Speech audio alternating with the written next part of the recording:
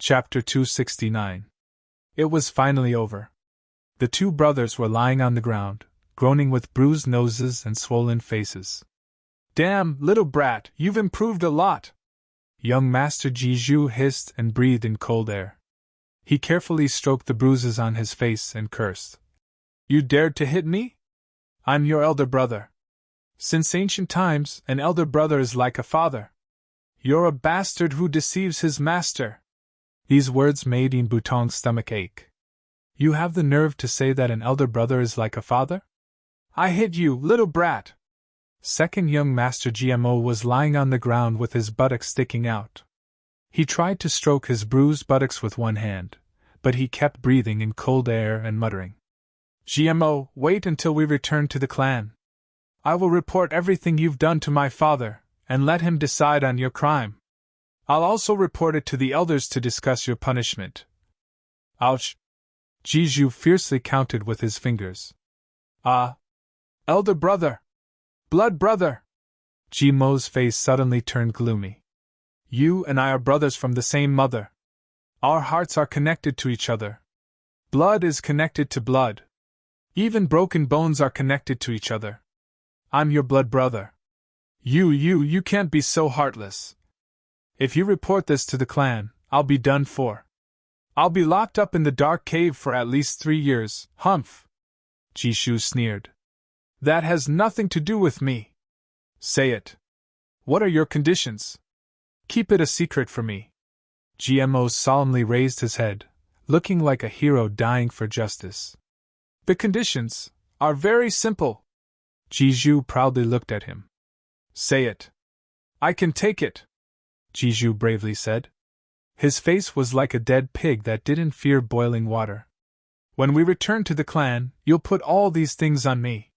Then you'll tell the clan to remove me from the position of the clan's successor. I'll take the punishment for you. That's enough."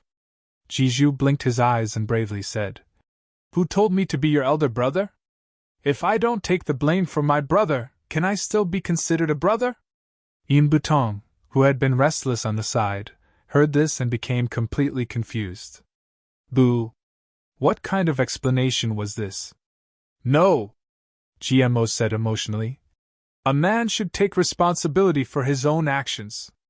How could I let my dear brother bear such a crime for me? I've decided. Even if I have to go to the dark cave, I will accept it." "No! Second brother, you're still young. I should go to the dark cave," Jiju said kindly. "I'll leave the family to you." "No! Big brother, you are the pillar of the clan." GMO was very determined. "Fuck! Do you want to be the successor of this family?" Jiju shouted in exasperation. His eyebrows were tightly knitted, and his eyes were full of sullen anger. He seemed to be about to go crazy. "No way! I won't do it even if you kill me! I won't do it even if you chop my head off!" GMO was impassioned. "I can kneel and kowtow, but I can't lose my position as the second duke. My head can be severed and my blood can flow, but my body must be free." "Wow!" Jiju madly rushed forward and grabbed Jimo's neck with both hands.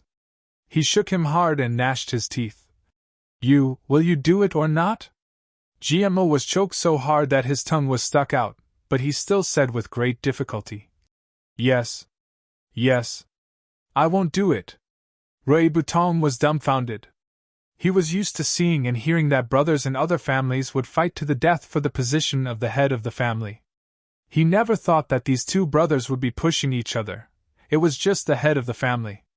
Did they have to be like this?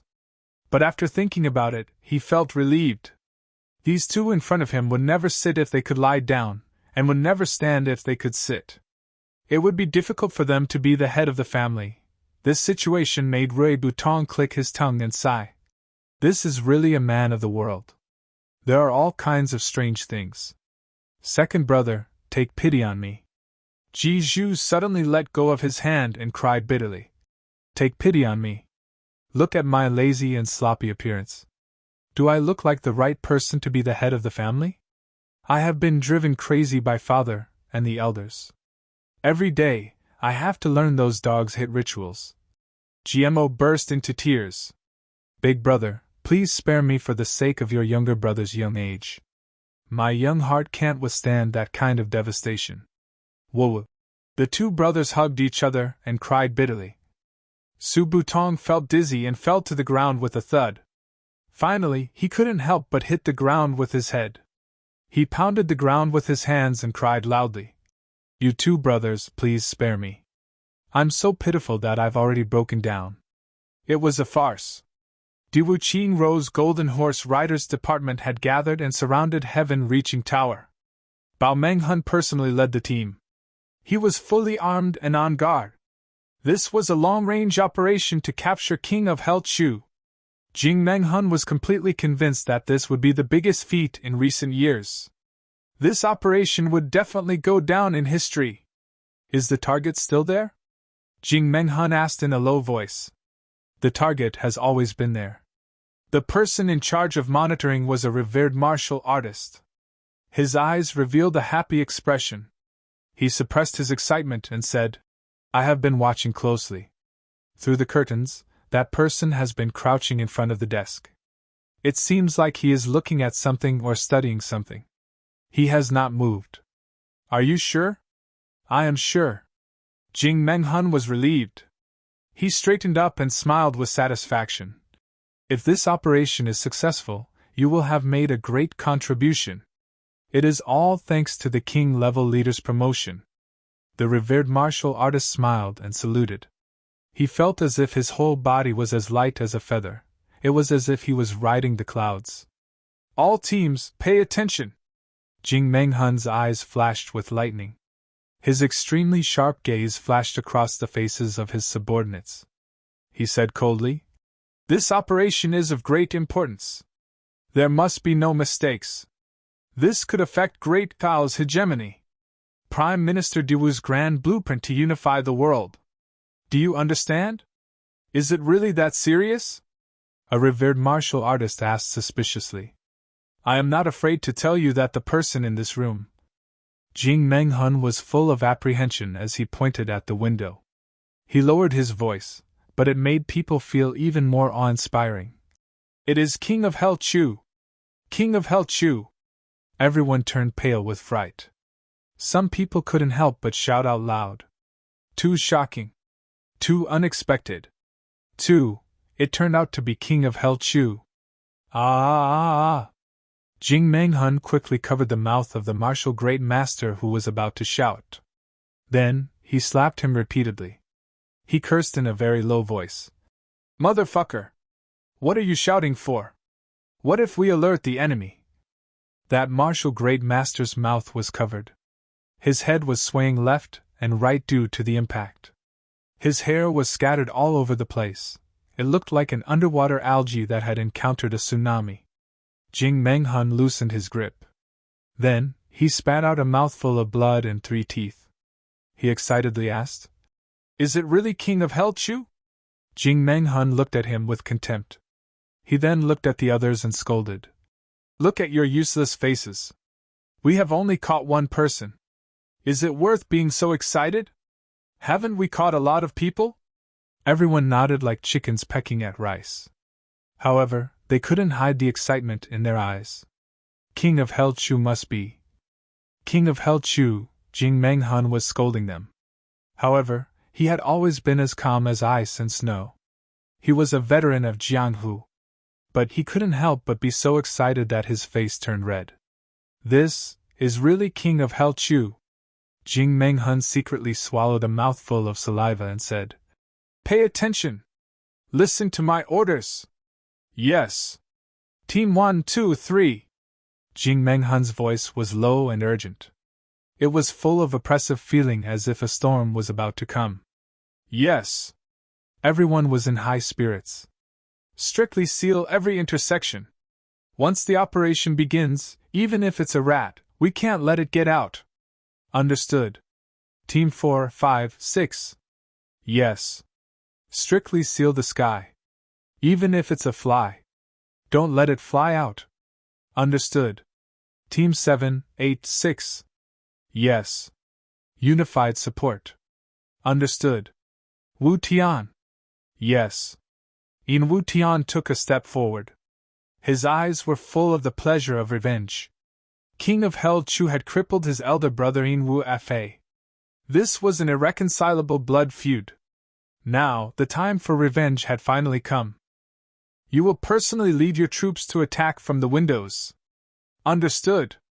The rest of the troops will follow me through the main entrance. Yes. Jing Menghun's commanding ability was undeniable. His leadership ability was also remarkable. Everything was arranged properly. Everyone was in place. Everything was ready. Jing Menghun felt his heartbeat accelerate. Everyone could feel their heartbeats quickening. Their hearts were beating so fiercely that it seemed as if they would jump out of their chests. Their breathing was rapid. It was as if they were old virgins who had just entered the bridal chamber. They had discovered the incomparably beautiful body of the bride. Some people couldn't help but swallow a mouthful of saliva. Everyone was waiting for the opportunity to attack. They were anxiously looking at Jing Menghun. They were waiting for him to wave his hand. Time seemed to freeze at this moment. It was motionless. It was so, finally, all the troops arrived at their designated positions.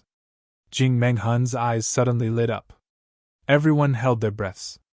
Jing Menghun slowly raised his right hand. Everyone's heart suddenly jumped to their throats. The next moment, Jing Menghun fiercely waved his hand. His voice was low, but it seemed to affect everyone's soul. Everyone felt dizzy at the same time. Yes, move! Jing Menghun's head shook as he said these two words. However, no one noticed King-level leader Jing's excitement. The moment King-level leader Jing uttered these words, a shadow shot out like a sharp arrow. His agility and speed had definitely exceeded their highest level. At this moment, almost everyone had a breakthrough at the same time. That kind of excitement. This operation would be the most perfect operation since the establishment of Golden Horse Riders Department. Arrest King of Hell Chu.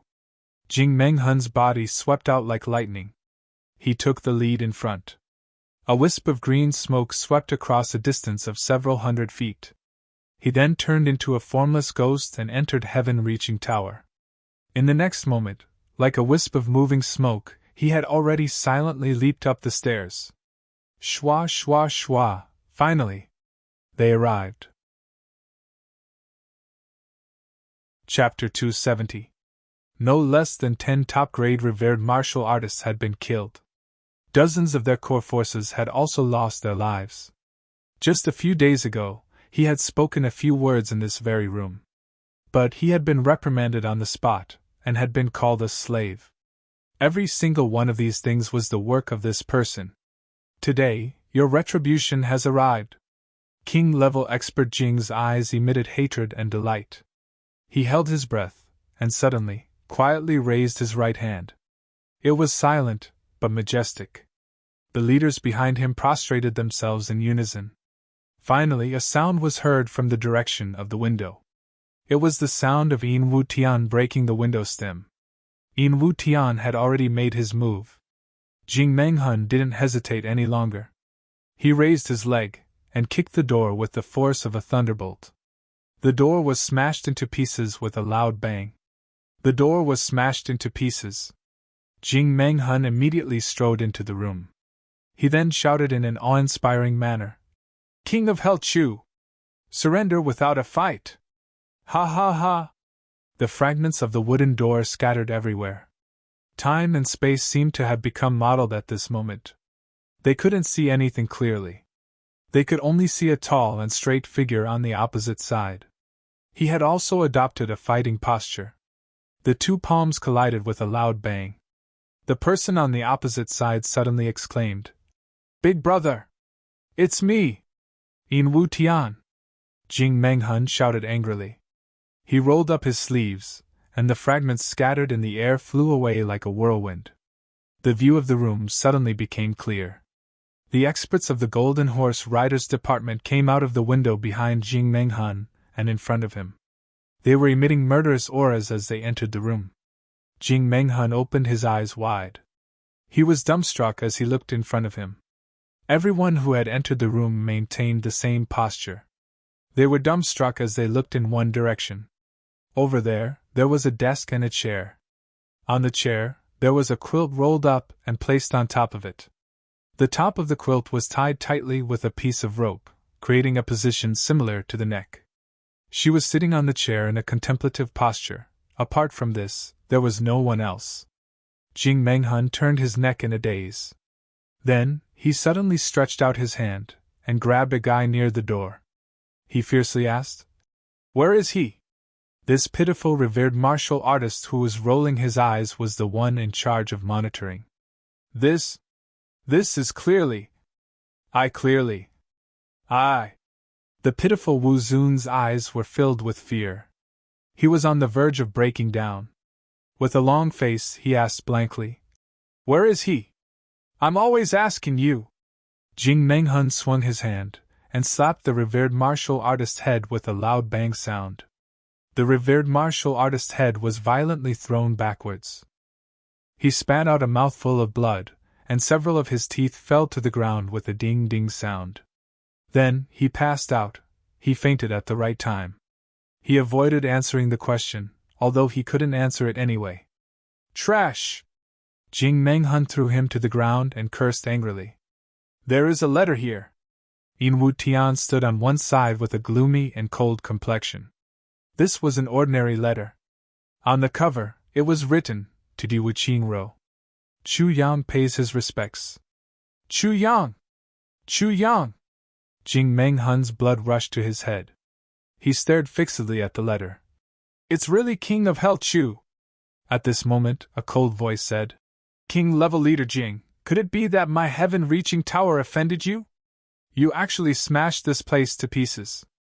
Is your hatred very strong?" Jing Menghun suddenly turned his head and saw a fat man standing in the direction of the doorway. He was coldly looking at him.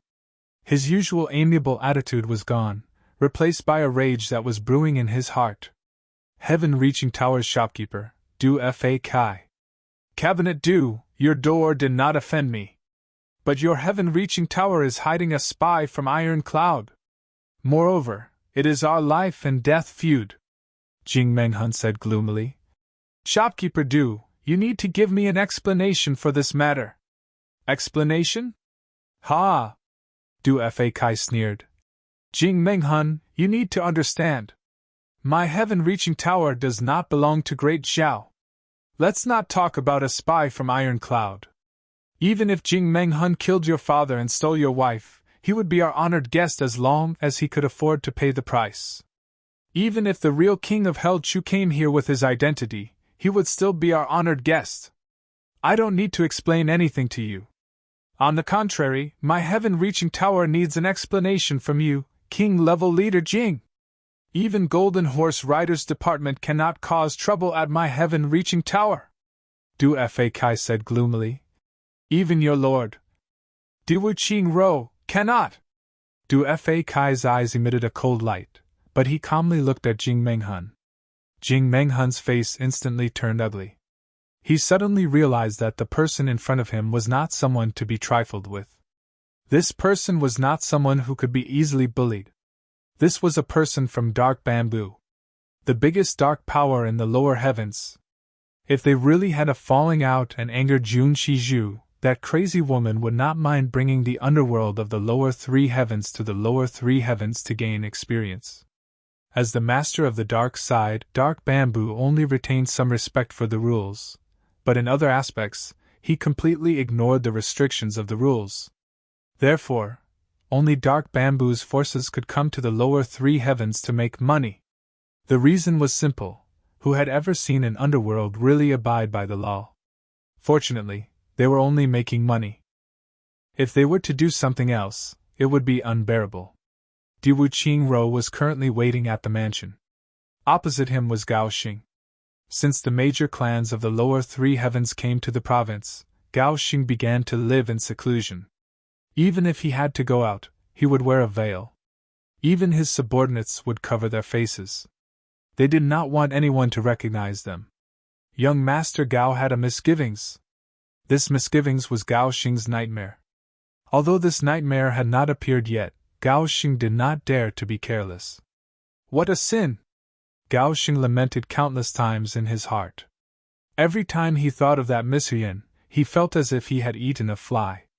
That kind of feeling did not need to be mentioned. Prime Minister, in your opinion, what are the chances of capturing that king of Hell Chu? Gao Xing asked. Right now, I can only say that fake Duke Chu. I cannot say king of Hell Chu. Fifth Prince looked at the book, and said in a gentle and warm voice. Anything can happen before king-level expert Jing returns. With such a meticulous plan and a thunderous operation, does Prime Minister think that there will be an accident? Gao Xing asked in astonishment. In his heart, this operation was absolutely foolproof. King of Hell Chu would not be able to escape. Before you do anything, do your best and do your best to do it in the best way possible. At the same time, you have to minimize the joy and sorrow of being on the verge of success. Try your best to think about the obstacles you might encounter. Di Wuqingrou's gaze was profound. Only then can you reap one surprise after another.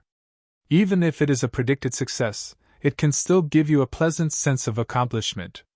Any complacency and self-confidence can lead to a crushing defeat. Moreover, with that kind of mentality, a crushing defeat will have a huge impact on your mind. Di Wuqingrou looked at Gao Xing and said, Gao Xing, you must remember this. Gao Xing pondered deeply over these words and nodded. Since ancient times, how many heroes and generals have suffered setbacks when they were about to succeed? In the eyes of the later generations, under that kind of strength, even if they suffered a setback, they would not be destroyed. However, the bizarre affairs of the world are hard to predict. Often, that general would be unable to recover after that setback. His army would be defeated like a mountain nephew, and thus lead to the defeat of the entire war. Do you know why? Too much expectation? Is it because of the heart's devil? Gao Xing asked in confusion. Yes and no. Di Wuqingrou said. It is because they have lost to themselves.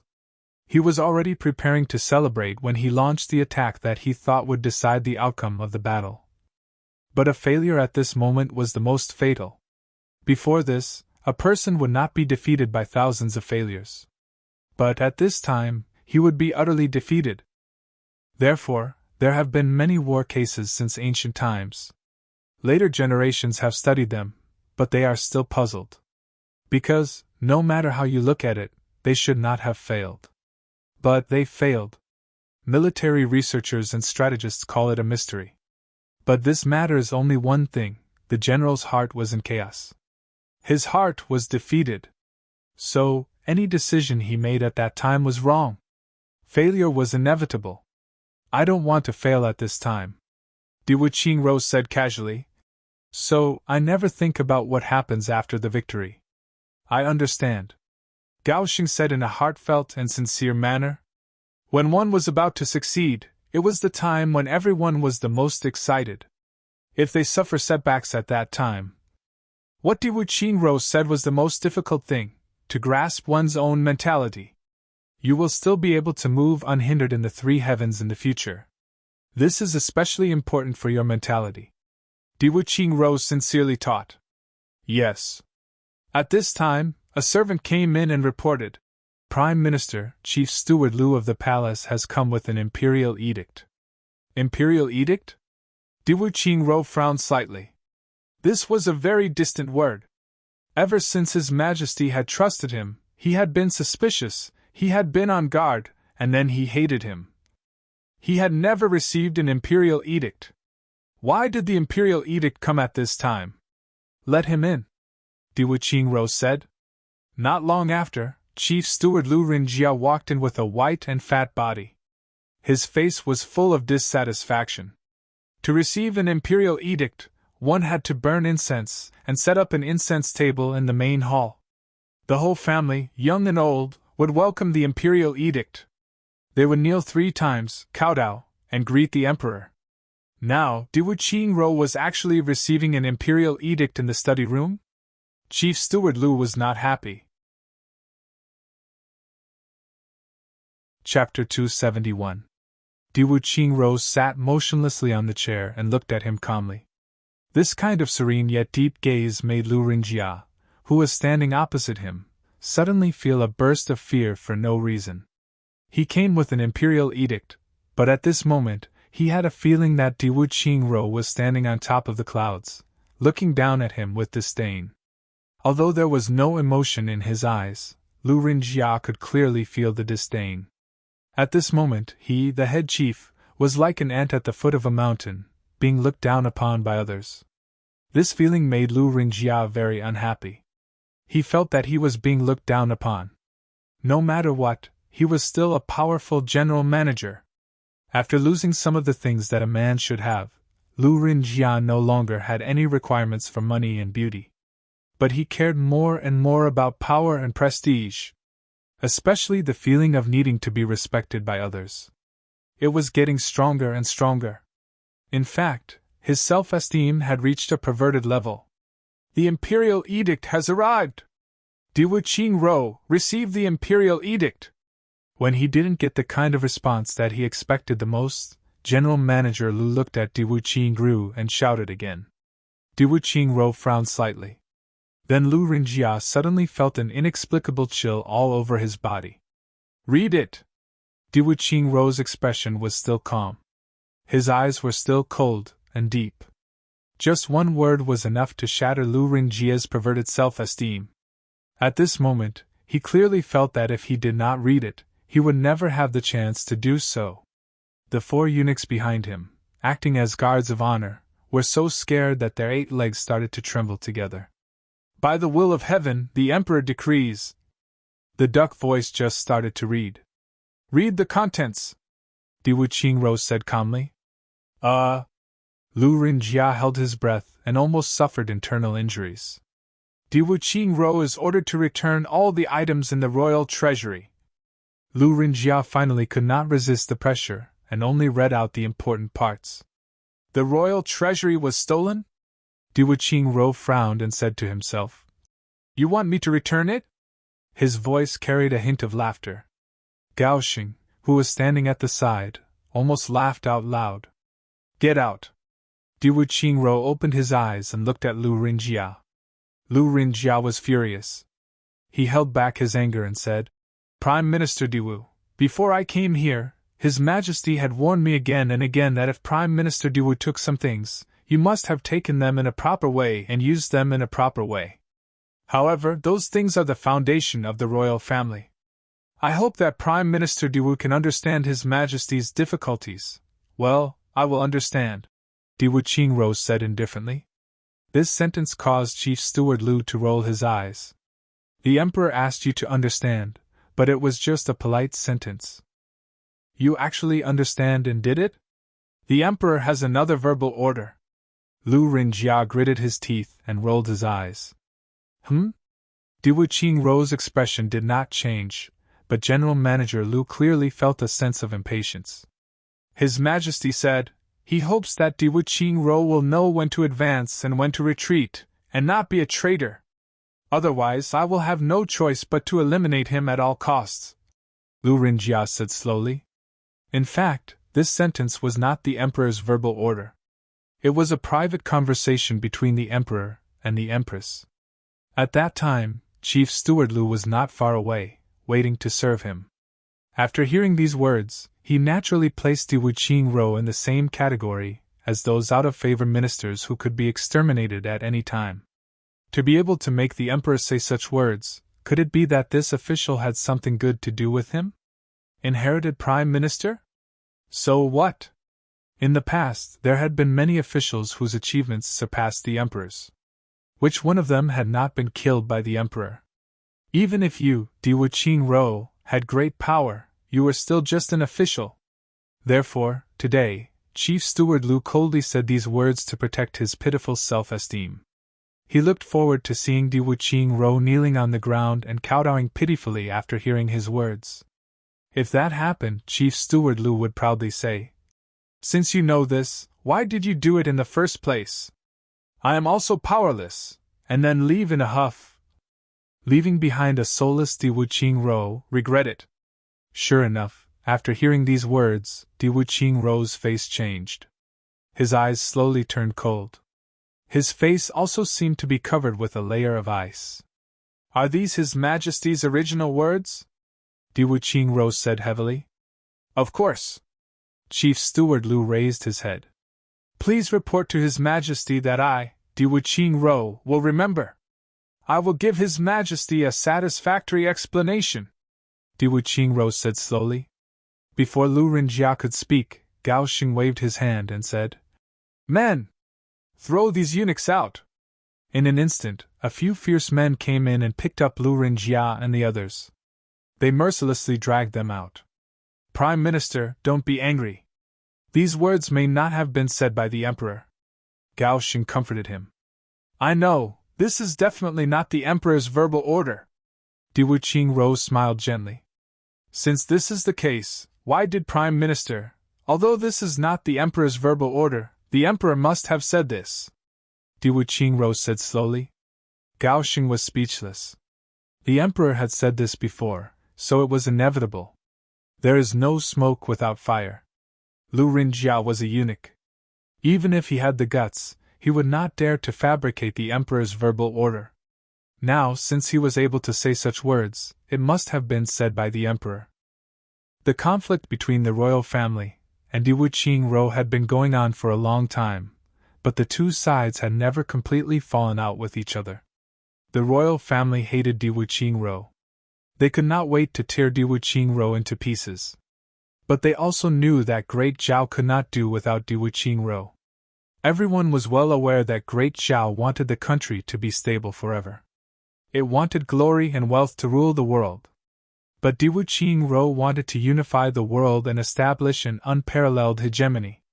It seemed like they had the same goal, but it was not the same. People like Diwu Ro were fighting for their ideals and ambitions. His lifelong ambition was to unify the world with his own hands and with his own wisdom.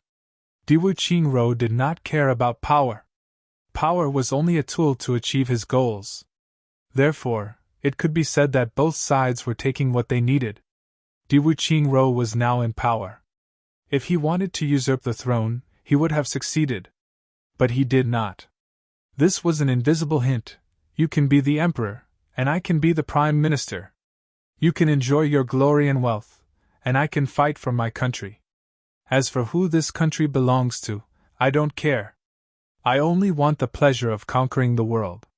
This was a silent communication. But this kind of communication, this kind of minister, no matter how powerful, would not be liked by the emperor. But the emperor of Great Zhao could only accept it. Although he was sullen to a certain extent, he could only endure it. Originally, this situation would continue. No matter who won or lost, it would continue until the end of the war. This was the history of Great Zhao. It was destined to be history. But now, because of a eunuch who delivered the decree, because of this eunuch's abnormal self-esteem, this originally smooth development of history took a strange turn. Because once this sentence came out, Diwu Ro and the royal family had no room to maneuver. Especially, behind this eunuch, there were 4 young eunuchs. Next to Diwu Ro, there was Gao Xing.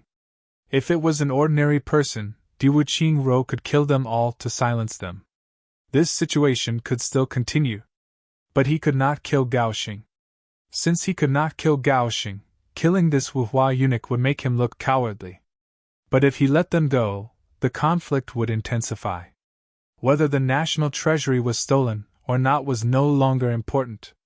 What was important was the power struggle of Great Zhao. Just like this, the curtains were magnificently opened by an insignificant person with a disfigured body. History was full of coincidences, and it was so dramatic.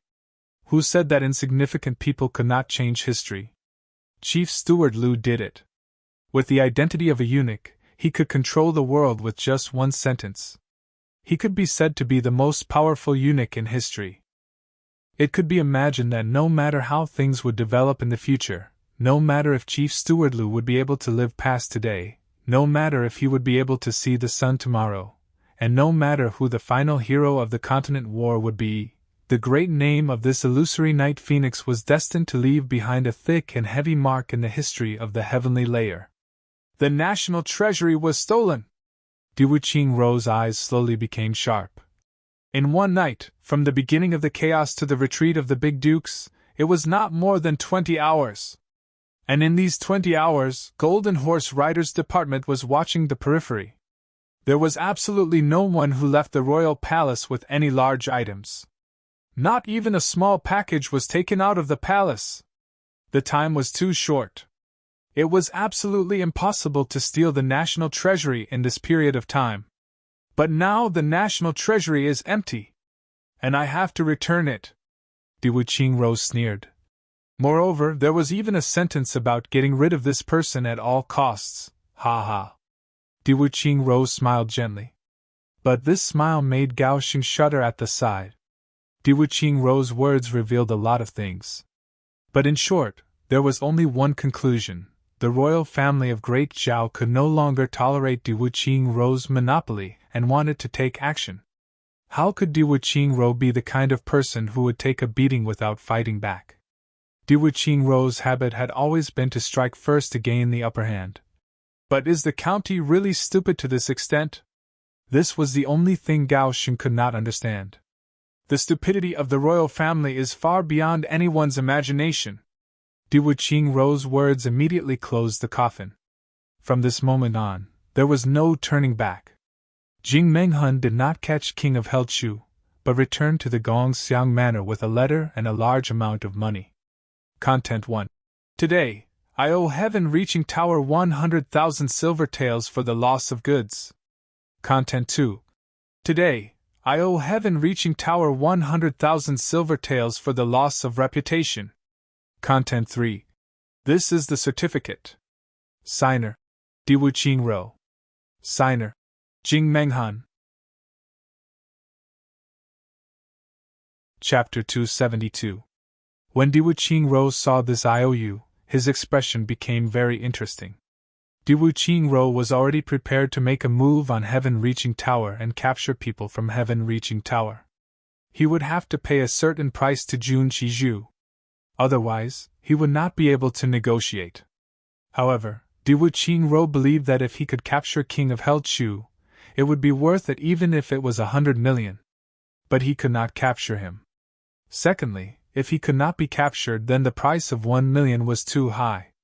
After mobilizing so many people, he did not even get a single strand of hair. Moreover, he was humiliated. And he still had to pay 1 million? Thirdly, what made Diwu Qingro the most unhappy was that even if it was 1 million, then so be it. But why write an IOU? With the status of a king-level leader of Golden Horse Riders Department, how could he not pay? What was even more excessive was that he had signed his name as Diwu Qingro. Very good! Prime Minister Diwu gently clenched his teeth. Then, he exclaimed in admiration. I didn't expect that king-level expert Jing would have the ability to lead the Golden Horse Riders Department. Moreover, you're a king-level expert in martial arts. Moreover, your calligraphy skills are also very high. Looking at these few words, they were really strong and majestic. Even writing an IOU could be so imposing. You are a talent. Jing Menghun's head hung low in front of his chest. At this moment, king-level leader Jing felt that he did not have the face to see anyone. Very good! Very good! Diwu Qingro took a deep breath and felt the anger in his heart rising. How many years had it been since he could not suppress this feeling? I asked you to capture someone, and all you did was bring back an IOU? Diwu Qingro's chest heaved up and down. His voice was still flat, but his eyes suddenly shot out a light. Forgive me, Prime Minister! Jing Menghun lowered his head. Humph! Diwu Qingro snorted heavily. He finally vented his anger. Or it could be said that he had successfully controlled his anger. Let me take a look at this letter and see what it says. Diwu Qingro took the envelope and closed his eyes. He took a deep breath and kept his emotions in a tranquil state. This might be a letter written by his greatest enemy. No matter what the contents of the letter were, it was worth taking seriously. When you're impatient, you can't look. Then, he opened his eyes and looked at the letter. To Prime Minister Diwu. Chu Yang pays his respects. Diwu Qingro softly read it out loud. He even used his hand to gently pat his thigh. It seemed as if he was appreciating it. These are 10 words. The entire handwriting is very heavy, but every single word has a dangerous and precipitous aura. It's like a sword that pierces into the sky, Diwu Qingro insipidly said. Judging a person by his appearance, this person is an offensive character. Han Buchu came forward and looked at it. He frowned and said, Prime Minister, although these words are steep and dangerous, they are full of steadiness. Furthermore, it's extremely strict. It's not all about attacking. That's right. This is a person who can attack or retreat. Careful thinking, Diwu Qingro said. But looking at his strokes, there is a hidden sharpness to them. This person likes to use dangerous tactics. Yes. Diwu Qingro looked at these words for a while and said, It was done in one go without showing any impatience. It shouldn't be fake. Plus, there was plenty of time to prepare. In other words, when I met them, he immediately prepared to retreat. King-level leader Jing's futile efforts were not without reason. A few hours had already passed. Then, he opened the envelope and took out the letter inside.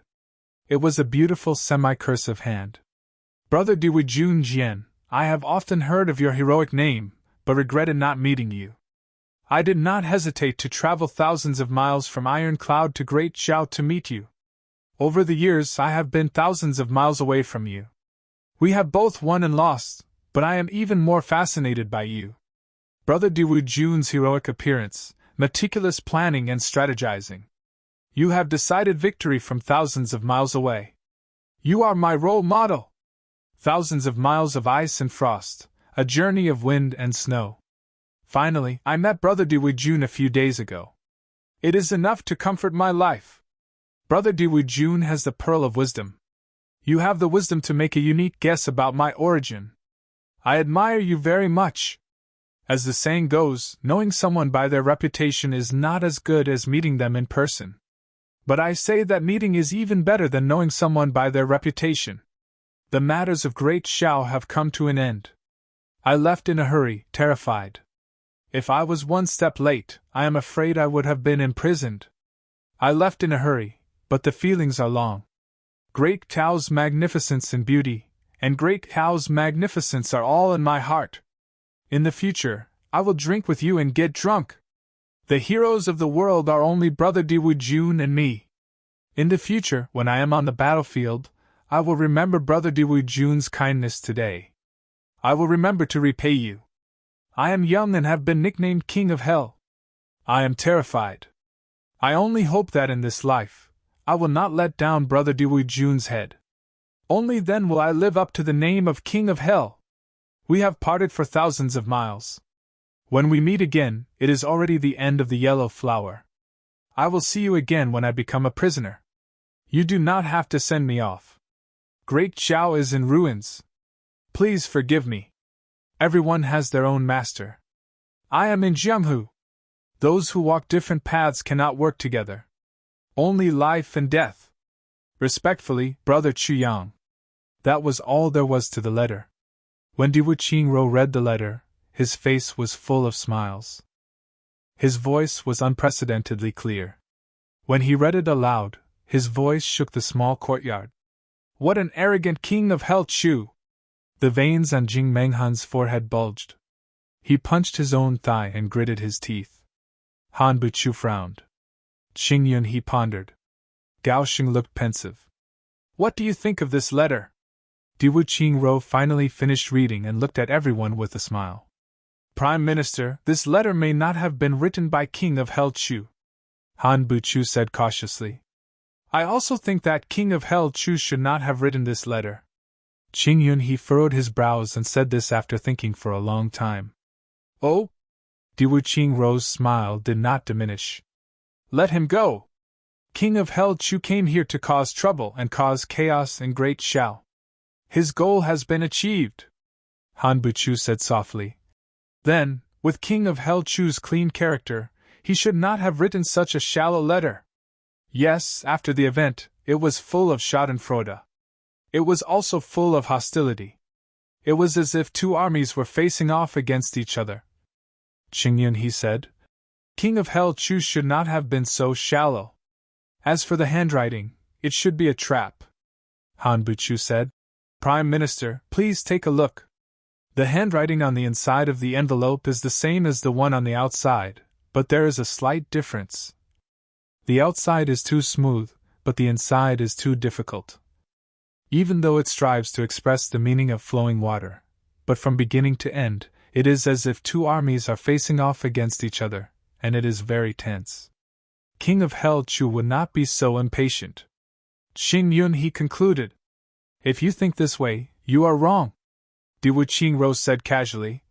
If you think this way, you will fall into another trap of King of Hell Chu. Trap?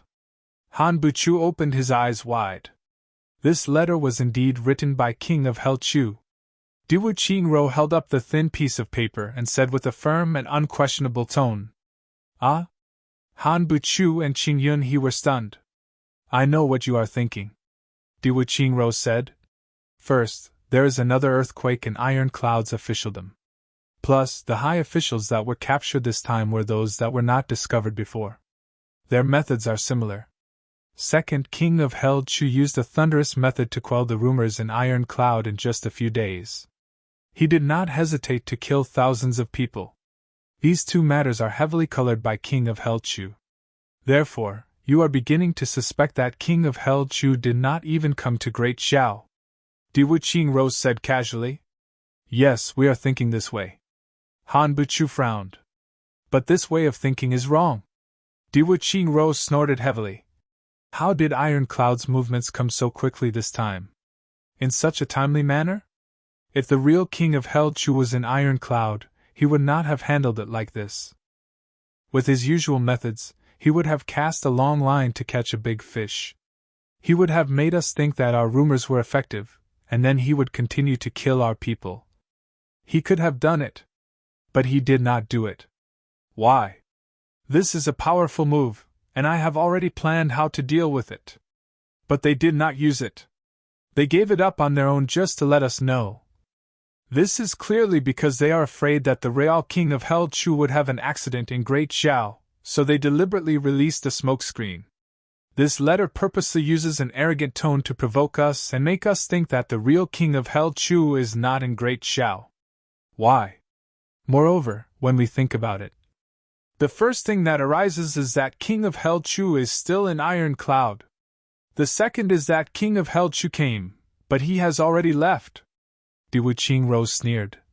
When you have these two thoughts, you will be dragged by the nose by King of Hell Chu in the future. Until you are dragged into a dead end, you will not know that the person dragging you along is actually him. If it were you instead of me who was sitting here to preside over the overall situation, then I would announce that even if you were in Great Xiao, you would have been completely defeated by King of Hell Chu, and would have turned into ice-cold corpses. Diwu Qingro's voice was stern. Han Buchu, Qing Yunin, and the others were sweating like rain. Even if it was me, even if I saw through his plan, before catching King of Hell Chu, I could only do my best to minimize losses. It is impossible to completely avoid losses. Send this letter to my bedroom, Diwu Qingro said softly. I want to carefully study King of Hell Chu's handwriting. You should know that this is the only handwriting of King of Hell Chu that has ever been circulated outside. For us, this 100-something is priceless. Yes. Golden Horse Riders Department, continue to organize the evacuation. Evacuate some important things first. Yes. Chapter 273. Order Gao Shangjuan, Yan Qinghuan, and Wu Yongjun to lead the three armies to attack Limitless Sword God. We must attack Limitless Nation before summer arrives. Even if we cannot destroy it, we must at least tortoise them. The cold light in Diwu Qingro's eyes became deeper and deeper. Yes. Although Limitless Nation was in the middle of winter, it was not a hindrance to the army. In fact, it was even warmer than the north where flowers bloomed in spring. Every year during winter the north would rest for the war to start in the south. When the north could start the war, the south would be so hot that it would heat up if they moved, but this time's dispatch was clearly different from the past. Han Buchu and Qing Yunhe's breathing became heavier. They realized that Di Wuqing Ro's order this time revealed a purpose. Next summer, the decisive battle with Iron Cloud would begin.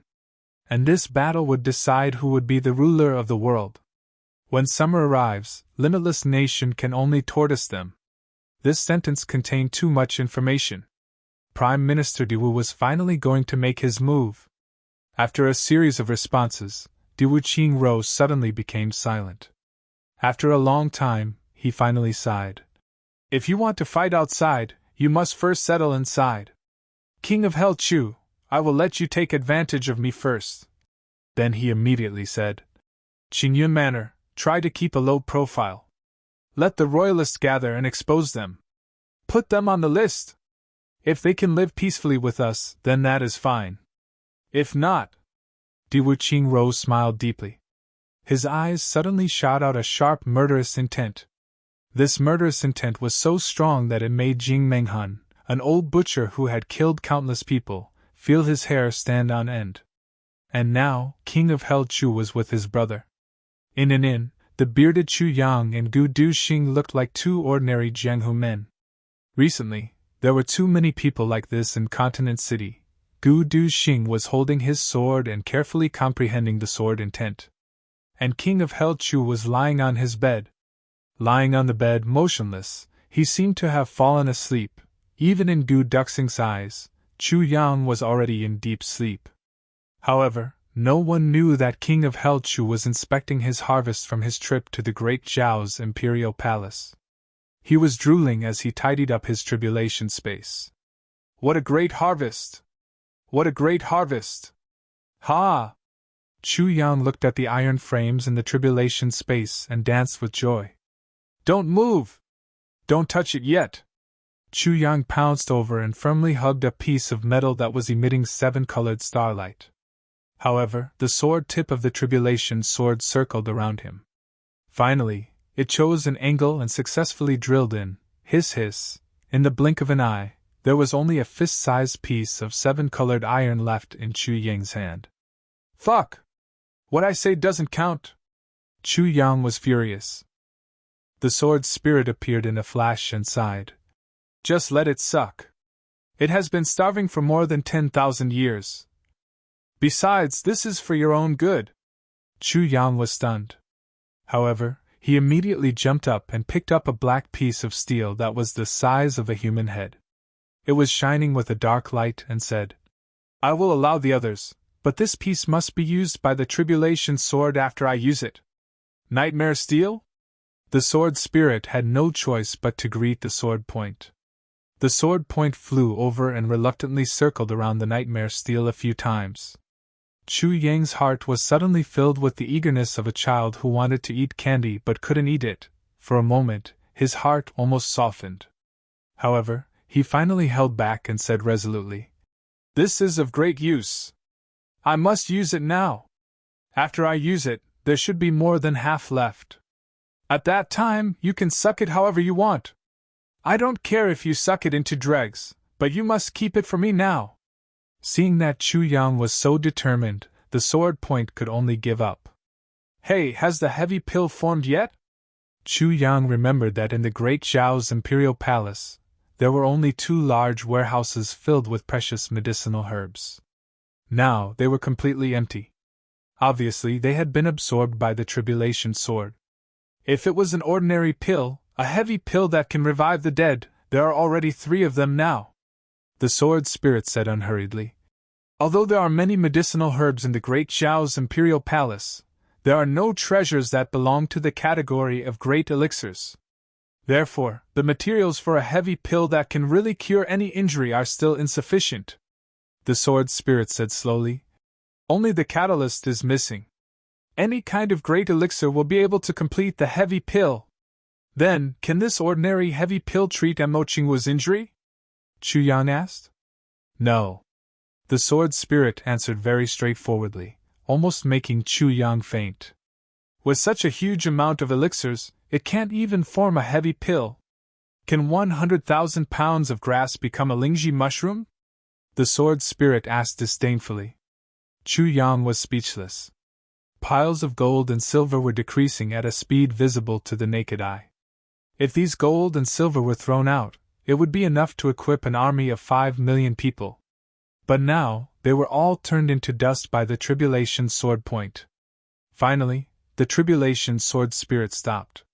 The sword spirit smiled with relief and said, "Gold and silver can basically be declared. From now on, there is no need." Chu Yang's eyes widened. Looking at the small gold and 2 silver ingots left from the mountain-like pile of gold and silver, his hands and feet trembled for a while, and he asked in a trembling voice, "The other metals, do they also need this much?" Cough, cough. "It should be more or less."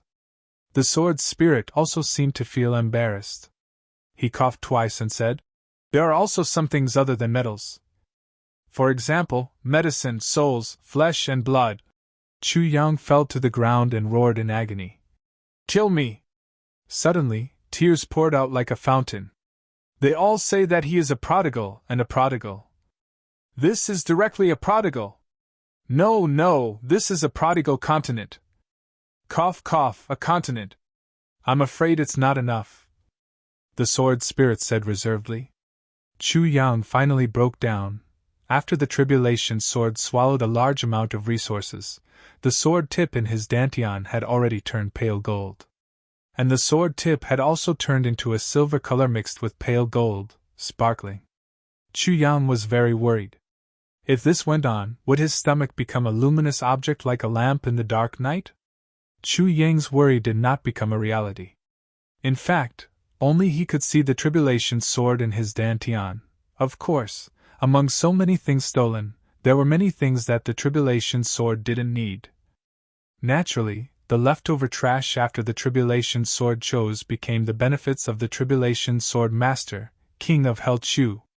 This included several divine weapons that had already taken shape, a large number of famous calligraphy and paintings, many martial arts manuals, and many works of art. There were also hundreds of erotic pictures. Looking at the dazzling array of erotic pictures in different poses, King of Hell Chu was stunned. I can't take it anymore. So, King of Hell Chu came out with a whoosh. Gu Duxing was comprehending the sword intent when he saw Boss Chu sit up straight from the bed like a zombie. He couldn't help but be shocked. "Duxing, there are a few books you need to read." Chu Yang touched under his butt and a few books with yellowed pages appeared in his hands. They were obviously old books. "What books?" Gu Duxing was very strange. It was enough to cultivate the sword. Why did he need to read books? Besides, when did you hide so many books under your butt? Why didn't I see them? Taking a look, his hands trembled. "On sword cultivation, sword energy nourishes my thoughts. On the 5 realms of sword, sword of the king, sword of killing, sword of sentiments." Gu Duxing read one book after another. The light in his eyes became more and more violent, and his hands trembled more and more. The authors of these books didn't necessarily have a high cultivation level, but they were filled with wonderful ideas. Moreover, they were all the painstaking efforts of their predecessors. One of them was actually the last realization of a sword scholar before his death. These books were condensed from the lives and time of countless predecessors. For Gu Duxing's current sword cultivation, it was tantamount to pointing out a bright path. Perhaps after he became a sword king, these books would not be of much use to him. But the current Gu Duxing was most in need of these things. Where did these come from? Gu Duxing clenched these books tightly. His face flushed red. "It doesn't matter where they came from, as long as there is something to read," Chu Yang said lazily. "Coming to Great Zhao once, you should at least have some harvest. This harvest is really not small."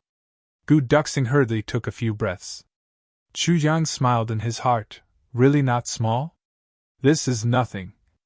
I even prepared a set for GMO, Dong Wushang, Luo Kudi, Miao Butong, and the others. Besides, there is also the entire treasury of the Great Zhao Palace. There are many good things. In this matter, Chu Yang's only dissatisfaction was that there was still no way to treat Mo Qing Wu's injury. However, there was finally a ray of hope. He only lacked the catalyst. He only needed a rare treasure like a rare herb, and the heavy pill would be formed immediately. This news was quite comforting to Chu Yang. Besides, having 3 more heavy pills was equivalent to having 3 more lives. Whether it was his own or his brother's, it was a guarantee. Gu Duxing practiced his sword even more desperately. First, the Gu brothers died. Even though it was not his doing, it was Chu Yang's doing. Gu Duxing felt that this was no different from him doing it himself. Since it was his brother's doing, he had to shoulder it. Moreover, Chu Yang's main purpose in doing this was for himself. If not for him, no matter what happened to Gu Yenyang and Gu Yenyu, what did it have to do with Chu Yang? Why did Chu Yang have to personally take the risk to kill the two? Therefore, Gu Duxing was waiting to shoulder this responsibility. Even though he did not say it, Gu Duxing would never shirk his responsibility. The Gu brothers died, and the Gu clan would soon summon him back. At that time, what should he do? Also, Chu Yan had created such a convenient cultivation environment for him. If he did not advance quickly, who would he be worthy of? Sister Xiao Miao, would she come out early? If she came out and found out that one of her brothers had died an unnatural death, even if they were not on good terms, would she be upset? It was night time again. This city was destined to not be peaceful. Finally, on this night, it was the most tragic night in history. A sword light, like the dark moon of the netherworld, faced the bright moon in the sky and shot up to the sky. Moonlight's sword. Chapter 274. The moon was bright and the stars were sparse. The brilliance of the waning moon was still as bright as ever in this pitch-black night. The hazy brilliance was still as dreamy as ever. After the previous fierce competition, no matter who it was, they were both physically and mentally exhausted.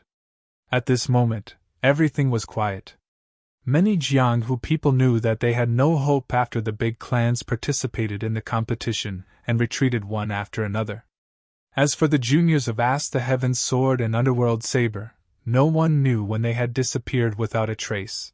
But in this tranquil place, a thunderous shout suddenly sounded out of nowhere. "Leave behind the moonlight sword before you go!"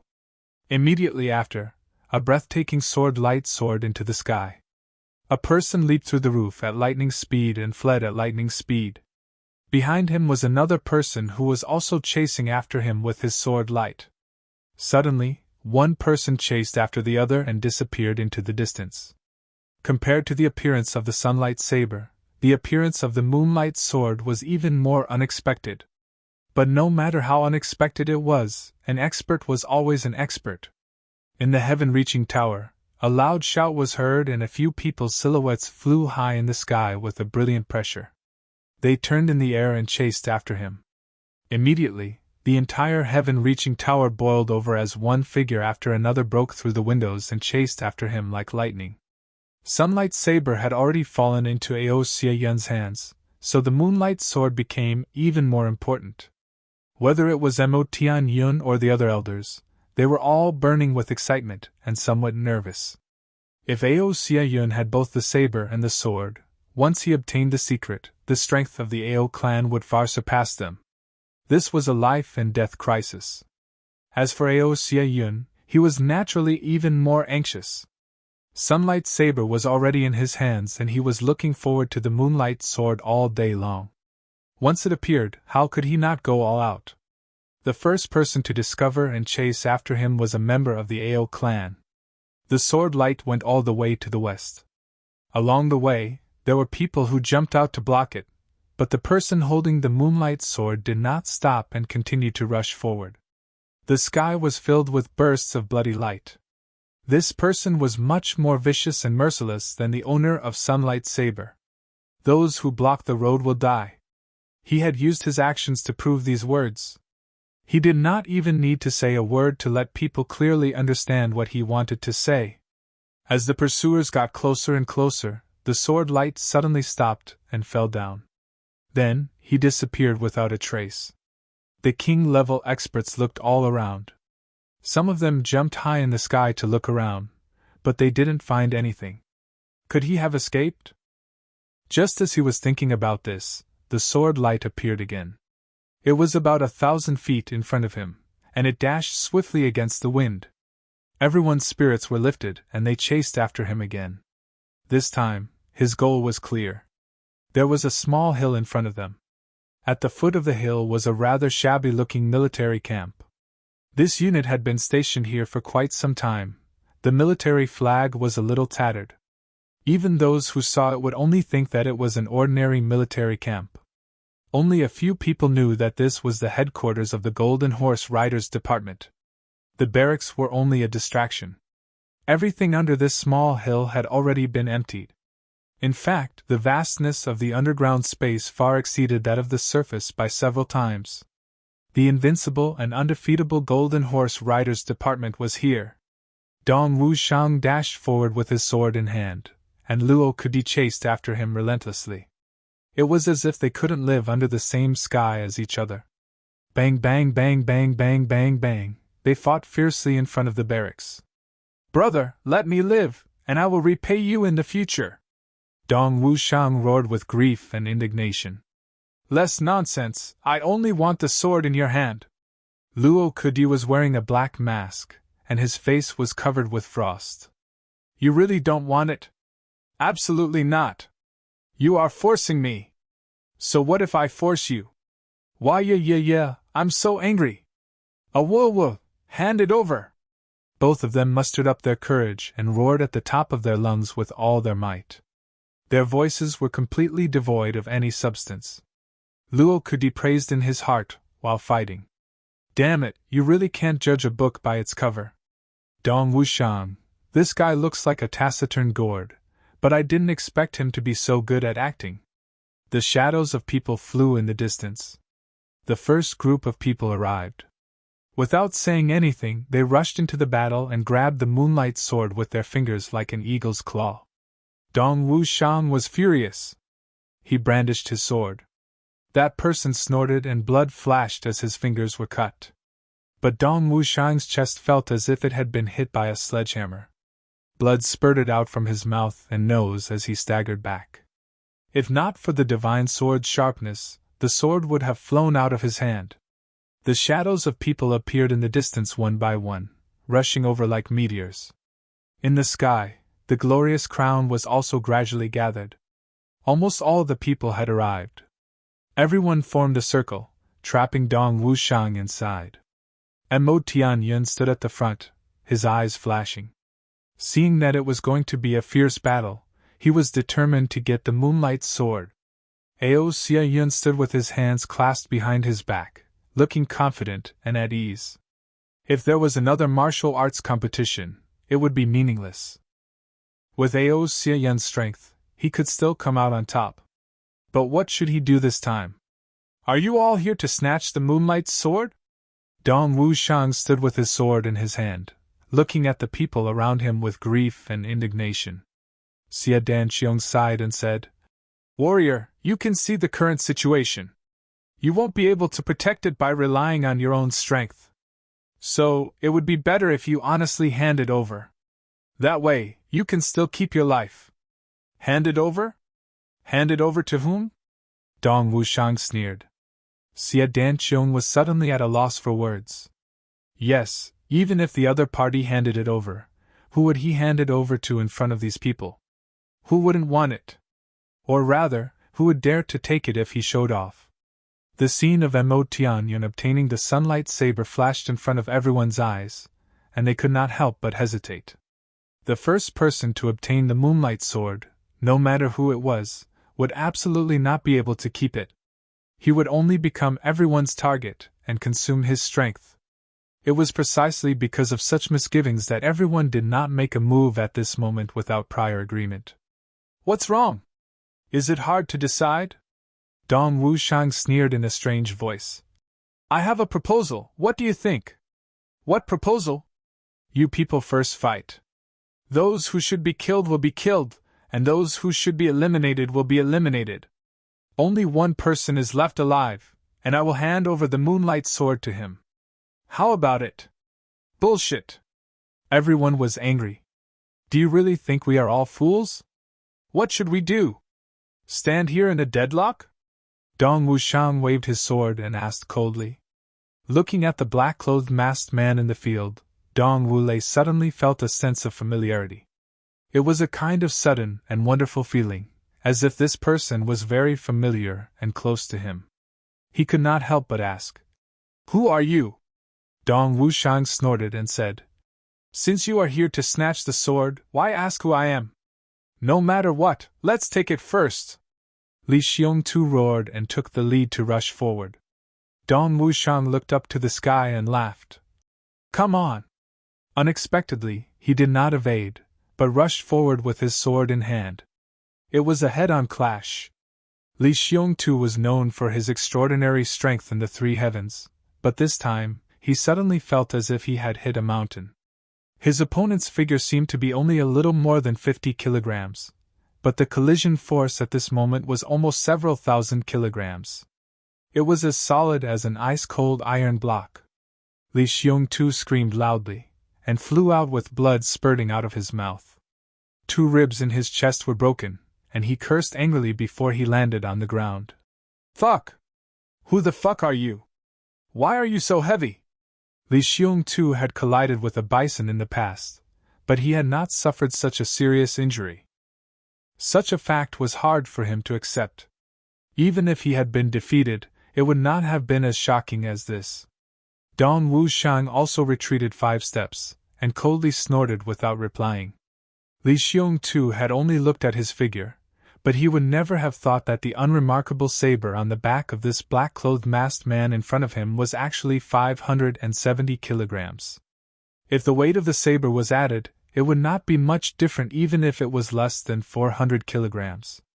Li Xiongtu was caught off guard by such a weight, and the opponent's cultivation was almost the same as his. How could he not immediately suffer a big loss? Everyone's expression became even more cautious. Forget it, forget it! Dong Wushang looked at the splendid crown on his head, and suddenly shook his head dispiritedly. "I thought that after obtaining this moonlight sword I would be able to concentrate on refining, and be invincible in Jianghu. But I never thought that such a great treasure would not be something that I could possess." He let out a long sigh, and said in a desolate tone, "Sword, ah sword, don't tell me that I am not fated to be with you." The sadness in these few words was overflowing with words and expressions. Everyone's heart was moved. The next moment, second young Master Dong suddenly looked up to the sky and roared, "But if I can't get it, don't think that you can get it easily." Suddenly, he let out a long roar, and straightly jumped up. This jump was more than 10 feet high, and under the bright moonlight, the moonlight sword was shining brightly, as if it had merged with the bright moon in the sky. Nobody knew what he was doing by jumping up at this time. They were all at a loss, thinking, even if you can jump higher, but jumping straight up like this, without any foothold to support your feet, won't you still fall down? But they saw this person shaking his arm in the air, and with a loud shout, a long rainbow suddenly shot out from his hand. A comet-like tail of light shot out in midair. After traversing several hundred zhang of space, she entered the land of Earth Mountains. With a clang, it completely disappeared. Thrown! Yes, thrown! Moreover, it was thrown from a high altitude, using all his strength to throw it. Everyone could see the sharpness of Sunlight Saber, but it fell from the sky without any resistance, and even pierced into a rock and disappeared. Obviously, the Moonlight Sword was as sharp as Sunlight Saber. Such a throw, perhaps it would penetrate several tens of feet into the ground. Moreover, in this pitch-black night, the landing point was very vague. Everyone was furious. Dong Wushang shouted loudly. He landed on the ground, and rushed in the direction of his elder brother Dong Wulei. He then shouted, "Those who block me will die, but not be injured." When Dong Wulei heard the words "die without injury," his iron-like face suddenly exposed a strange expression, and he angrily said, "Bullshit! Watch how old he beats you to death, you bastard!" His palms crossed, and he met Dong Wulei's attack head-on. Dong Wulei had personally taken action, so how could the others join in the fun? Moreover, everyone was most concerned about the Moonlight Sword. With a shout, everyone flocked forward, and rushed towards the camp.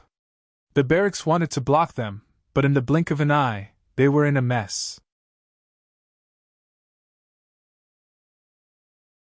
Chapter 275. What the hell are you doing? Dong Wu-lei angrily cursed in a low voice.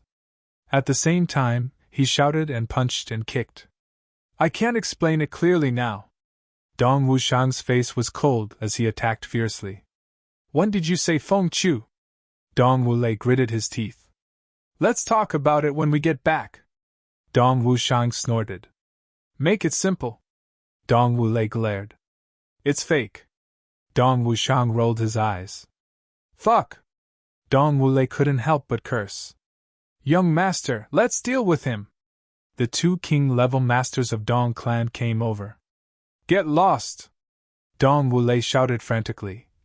I'll deal with him myself. The faces of the two king-level masters twitched. Then we'll go in and snatch the sword? Idiot! Dong Wu-lei angrily shouted. Stay here and guard the formation. Therefore, the two brothers fought further and further away in the shouting and shouting. They punched and kicked. One leaped and flew, and the other followed closely behind. It didn't take long for them to get far away from that troublesome place. Dong Wu-lei finally pounced forward while panting for breath after he had made several turns. He didn't dodge or hide. That black-clothed masked man also didn't dodge. So, Dong Wu-lei grabbed his collar just like that. This strange phenomenon made the two king-level masters open their eyes wide. They couldn't figure out what was going on. What's going on? Eldest brother Dong gnashed his teeth. This is just a game. The voice of the masked man changed into a voice that everyone recognized. Second young master? The two king-level masters were shocked. They never dreamed that such a result would happen. Game? Eldest brother Dong grabbed Dong Wushang's neck and shouted with grief and indignation. Do you know that I was almost killed by Ao Xie Yun because of this game of yours? Why didn't you say so earlier? Dong Wushang snorted and said coolly. If I had said so earlier, would you still be able to take this beating? Good. Dong Wu-lei was so angry that he couldn't speak. His finger trembled as he swallowed his saliva and pointed at his younger brother. He almost spat out blood. You have guts! You have guts! He nodded fiercely. If it wasn't for me, you would still be fighting inside. Dong Wushang snorted. His face was expressionless as he pointed at the two king-level experts of his clan. Lead the way. I'll go back and sleep first. I guarantee that you'll sleep when you go back. Moreover, you'll have nightmares. Dong Wu-lei's nose became crooked. Big brother, you should be content. Luo Kadi was also in the know. Wasn't Luo Kawu still yelling and rushing in now? Dong Wushang said earnestly. Come on, let's go back. Dong Wu-lei was completely speechless. That king-level expert had called out from the other side of the room. So, everyone had also discovered this situation. Some of the more impatient ones gathered all their strength, punching and kicking at the same time. Suddenly, they felt the ground beneath their feet become empty, and their whole body fell straight down. He fell straight down. Damn, the space here is so big. What is this place? Who cares where it is? Let's find the moonlight sword first. Could it have been hidden by the people inside? It's also because of that despicable bastard. He inserted himself into someone else's lair. This is really fucked up. How do we find them? Suddenly, the headquarters of the Golden Horse Riders Department was in chaos. One after another, the place collapsed with a bang, filling the air with smoke and dust. Then, a crashing sound could be heard from the other side, as if a landslide had collapsed. The ground was empty. So, how could it withstand the torment of these king-level experts? In an instant, screams could be heard one after another. Chu Yang and Gu Duxing held their breaths and hid their traces. Taking advantage of the chaos, they also entered the Golden Horse Riders Department. This was really a heaven-sent opportunity. If not for the matter of the Moonlight Sword today, if not for Di Wuqing Ro's order to withdraw the personnel here, if not for, under such circumstances, the biggest enemy of the Golden Horse Riders Department, King of Hell Chu, could actually come and go as he pleased in the headquarters of the Golden Horse Riders Department. If it was in the past, wouldn't this be a joke? Today, the two's main task was to release those Jianghu people who had been captured by the Golden Horse Riders Department. According to Chu Yang's investigation, those people were basically locked up here. Of course, the second auxiliary task was to thoroughly destroy. But things were so coincidental. After Chu Yang and Gu Duxing entered, they went straight underground. After passing through 3 levels, they found that the ground below was also a pot of chaos. But what made Chu Yang the happiest was that there was a guy holding a sword, excitedly rushing out. Damn! Isn't that the main culprit of this chaos, the Moonlight Sword? Chu Yang's eyes widened. Dong Wushang's throw actually caused the sword to penetrate more than 300 feet into the ground. Isn't this strength too great? Of course, this was not the time to sigh at Dong Wushang's strength. Chu Yang flashed forward, and with a puff sound, he pierced through that guy's heart, snatched the sword, and immediately started a massacre with Gu Duxing. The enemy has mixed in. Not good. Chu Yang and Gu Duxing killed all the way inside. After killing half of the mountain, they found that they did not even meet a single martial great master. Most of them were martial artists and martial masters. It could be assumed that those experts had been transferred away by Di Wuqingro. Chu Yang's teeth itched with hatred. This bastard, it seems that he already expected that I would wantonly wreak havoc here, and actually made preparations in advance. This is really too unpleasant, too unpleasant. The next moment, the Moonlight Sword was already inside the tribulation space. He put it away. Why did you put it away? Gu Duxing was somewhat puzzled. Stupid, if I'd put it away, wouldn't they not be able to find it? Chu Yang said. But they clearly saw that it fell here. If they can't find it, why don't they look for it with all their might? If they can't find it in 1 day, then they can find it in 2 days. If they can't find it in 2 days, then they can't find it in 3 days. Gu Duxing broke out in cold sweat. He could see through Chu Yang's plan. He simply wanted to completely destroy this place. And he didn't even have to lift a finger. The rumbling sounds were getting closer and closer. Everyone only hated their parents for not giving birth to them with 2 more legs. Quickly, a group of madmen is coming. This mountain is about to collapse. Chu Yang and Gu Duxing were also running rapidly. It should be over there, Chu Yang said. Gu Duxing rolled his eyes in disdain. When they reached here, the screams were almost deafening. Let us out! We want to go out! If they still didn't know, then they would be really slow. Chu Yang didn't say anything and flew forward. With a few schwa schwa schwa sounds, the huge iron chains of the 3 prison cells were cut off, and a stream of people rushed out like a tide. Schwa schwa schwa, Chu Yang continued to work. Not long after, all the prison cells were opened. It was obvious that these people's powers had been restricted. That was why they were trapped in this cell and could not rush out. But it didn't matter. As long as they could get out, everyone would have their own way to break this kind of imprisonment. Mo Tianyun and the others carefully searched layer by layer, but they did not find anything. When they reached this place, they were met with a black mass of people rushing out. These men were caught off guard and trampled into meat patties. But Chu Yang was looking for something else. What are you still looking for? I'm looking for the treasury of Golden Horse Riders Department, Chu Yang said with a headache. This guy is addicted to making money. He is actually looking for some unexpected wealth here. Di Wuqingro already guessed it. Do you still expect him to keep it for you? Gu Duxing curled his lips. Then there's nothing. Let's go. Chu Yang raised his head in disappointment and followed behind the crowd. Together with Gu Duxing, he assumed a clumsy posture as if his strength was being restrained. Then, the 2 of them swayed as they ran out. They passed by Mo Tianyun, Xie Danqiong and the others, then the men went to the lower level. After a long time, boom! With a loud explosion, the entire hill collapsed, stirring up dust dozens of feet high. It's really spectacular. Chu Yang was already standing at a high point. He praised. It finally collapsed. In the midst of the smoke and dust, dozens of figures could be vaguely seen. They were tirelessly looking for something. Mo Tian Yun and the others had already decided. This was Golden Horse Rider's department, Diwuqing Ro's place. The sword had clearly fallen here. If they couldn't find it, they might as well look for Diwuqing Ro and talk about the conditions.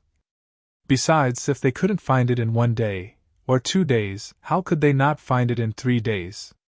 It must be known that as long as the iron rod was ground into an embroidered bowl, the heavens would not let down the painstaking effort. Naturally, these men did not know that the Moonlight Sword had already been returned to its rightful owner. This time, no one who knew the inside story would deny it, because this so-called Moonlight Sword was indeed created by Chu Yang. As for how this place would develop, Chu Yang didn't care.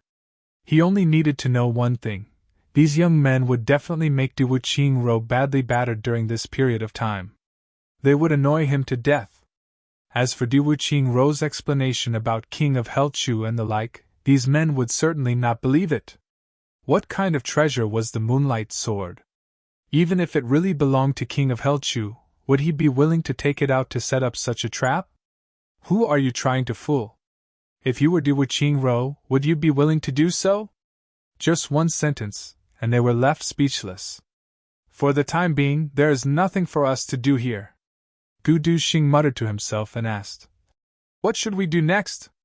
"Find a place to hide, and I will add some materials to your black dragon." Chu Yang also regained his seriousness and said seriously, "Your black dragon is indeed a heavenly weapon, but it is still too weak. I will give you another tempering." "Good. In addition, the 2 brothers are already dead. I am afraid that the Gu clan will soon look for you to return," Chu Yang said lightly. "I estimate that we will have to separate before summer. During this time, I want to make some preparations." "Preparations?" "Yes. There are some things that I need you to bring to Dongwu Shang, GMO, Luo Kudi and Yin Butong," Chu Yang said softly.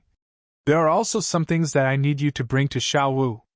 In addition, I also have some things that I need you to do in these 3 days." Chu Yang's worried and distant eyes seemed to penetrate the barrier of the sky and went to Mo Qingwu's side.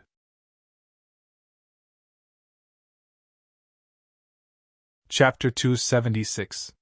3 days later, in the Mo clan.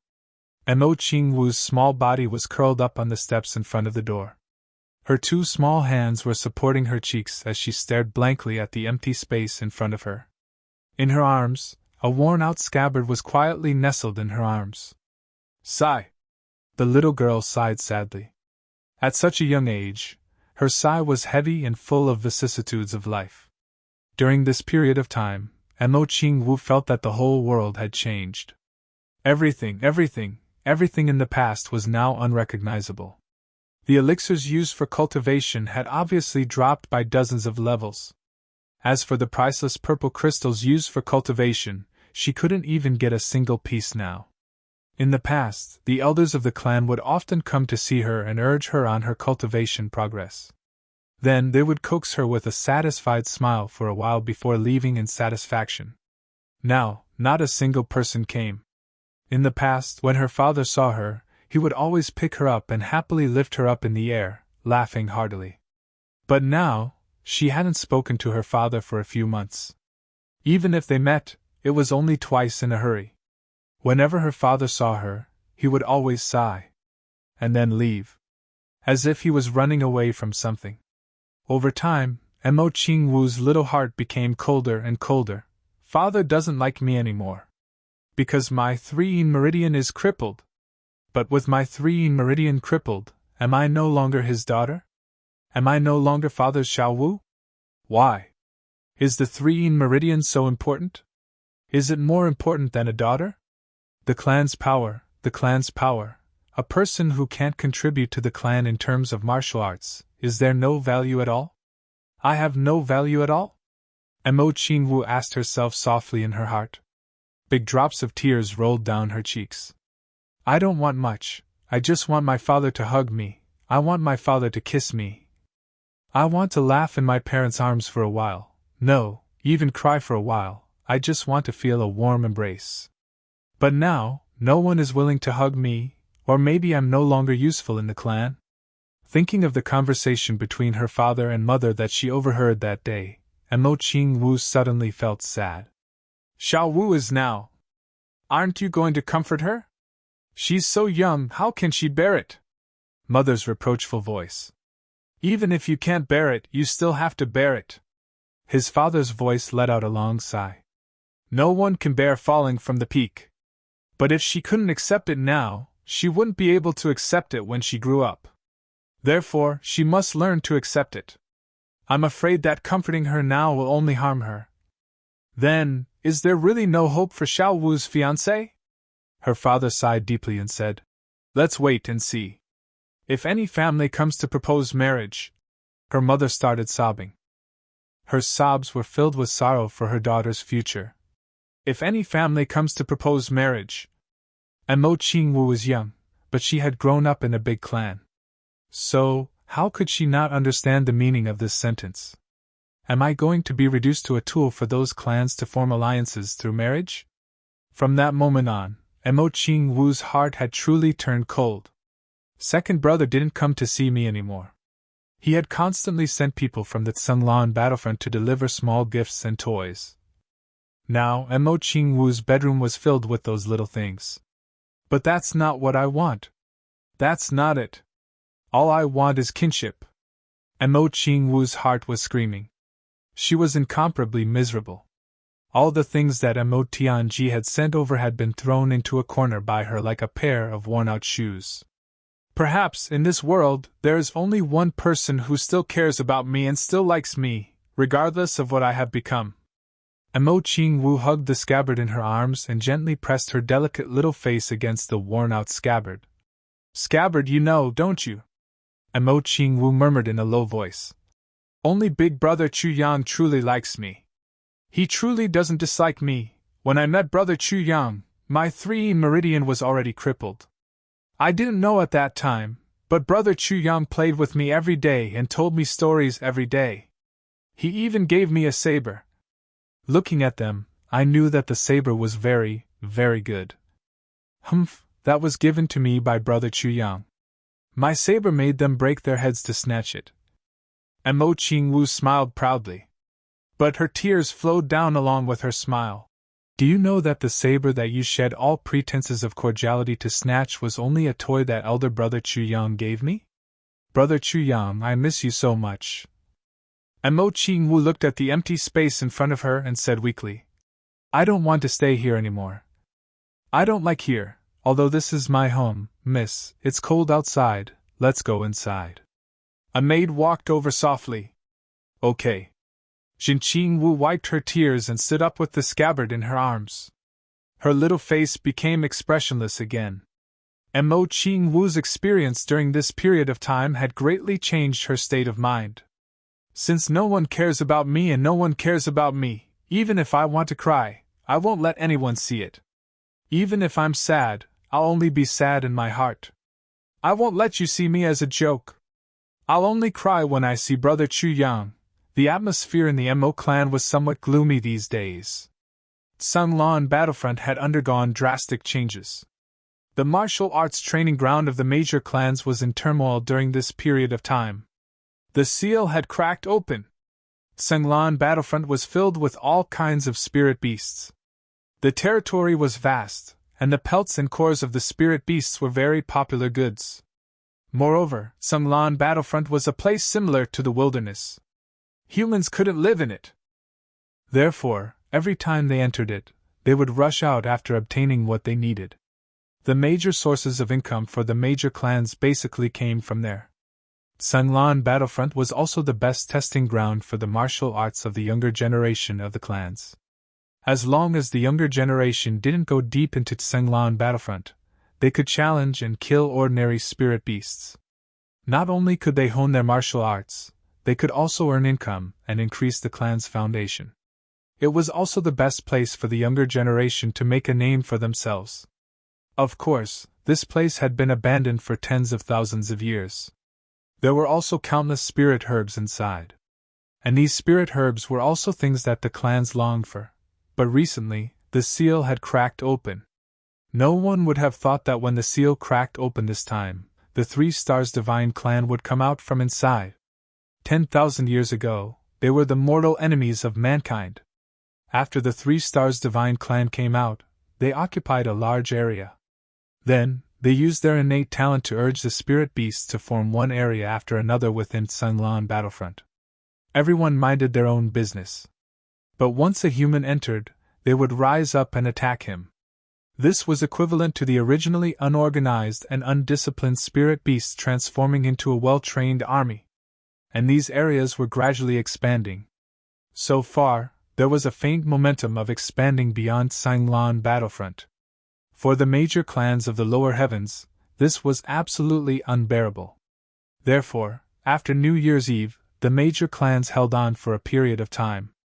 Without prior consultation, they issued a mobilization order and a summon order. They ordered the people outside to immediately rush back to Sunlan battlefront, lower 3 heavens, Great Zhao Prefecture City. Chu Yang and Gu Duxing were nestled in a place. They hadn't moved for a long time. Both of them were digesting the results of this trip. Gu Duxing's cultivation had broken through to 4th grade revered sword artist 2 days ago. He had taken another solid step forward. And Chu Yang didn't let him go either. Calamity Sword. After robbing the Great Zhao Imperial Palace, Calamity Sword had absorbed the residual medicinal efficacy in his meridians. Unexpectedly, it had made him advance rapidly and broke through to 1st grade revered martial artist. Even though the sword spirit was trying to suppress it, the sword tip and sword edge seemed to have something to rely on. It madly rushed forward. By the time the sword spirit had succeeded in stopping it, Chu Yang was already a 1st grade revered martial artist.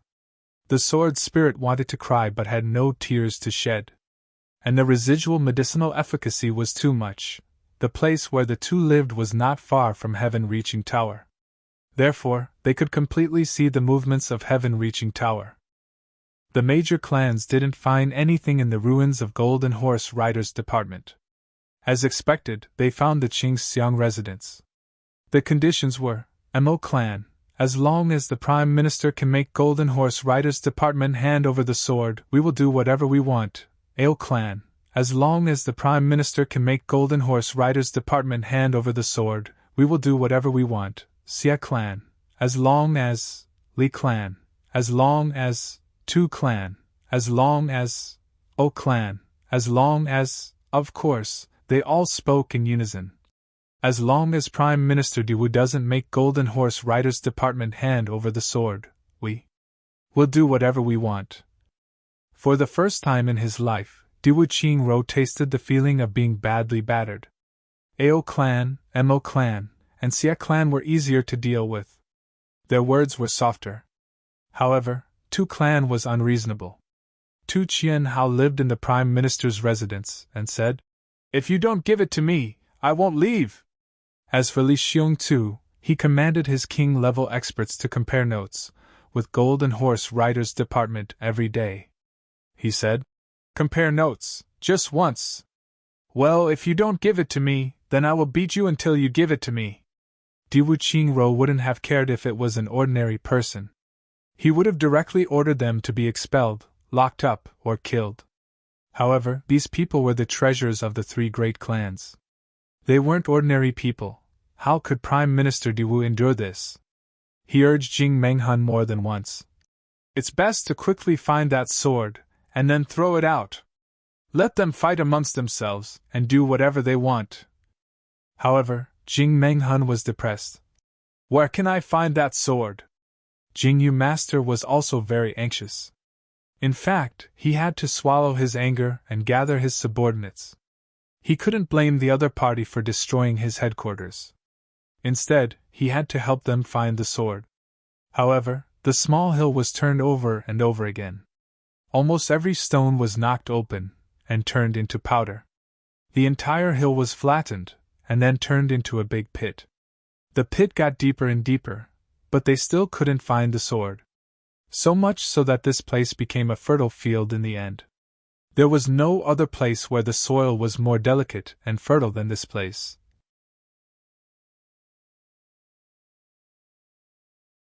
Chapter 277. Vote, Golden Keyboard Award link, QDRGG. In the royal palace, Emperor Zhao was shivering. This emperor grew up in a sheltered place. He never dreamed that Di Wuqingrou's methods would be so ruthless and bloody. He did not leave any leeway. He did not care about the dignity of the royal family. He did not care about the lives of tens of thousands of people. He did not care about the military officials. There was only one word for everyone in his hands: kill. The imperial concubines were huddled together. Their faces were pale and bloodless. Their bodies were shivering like the wind. Prime Minister Diwu has arrived! A soldier at the door announced with a blood-stained saber. But it sounded like a death knell.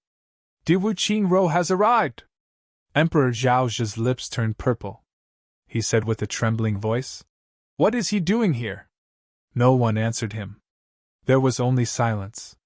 The sound of steady footsteps was heard. Di Wuqingrou had a gentle smile on his face. He calmly walked in step by step.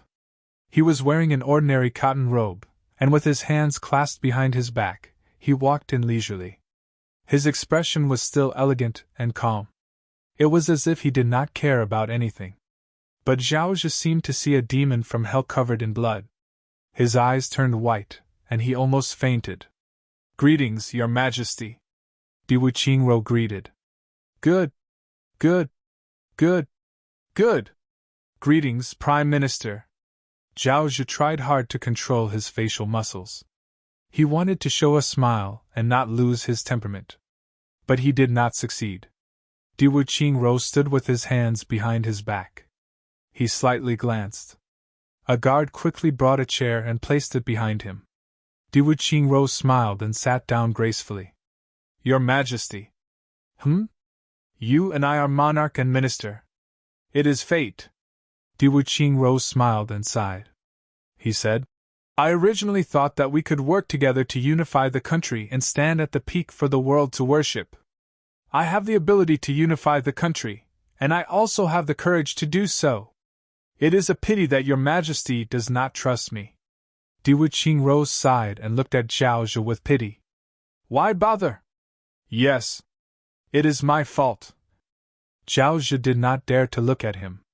He said with a trembling voice, "Yes, I was really wrong." Di Wuqingrou chuckled. "Back then, you didn't trust me. I had no choice but to find an opportunity on the battlefield to seize power. But I didn't expect that. It would be much better than you giving me military power." Di Wuqingrou slightly narrowed his eyes. It seemed as if he was recalling the tragic battle of those years. One exchange after another, one battle after another, I, Di Wuqingrou, have built up my reputation. I have also accumulated countless military merits. You have no choice but to reward me. And when it reached a certain point, all the commanding power in the front line was in my hands. The overall situation was set. You are no longer able to control me." Di Wuqingrou's voice paused for a moment. Then he continued, "Next, I will go on expeditions to the south and the north. Firstly, I will eradicate my enemies. Secondly, I will be an omnipotent commander in the eyes of the world. Even in the eyes of Iron Dragon City, I was the one who was in control of the battle. For the sake of great military exploits." But he was wrong.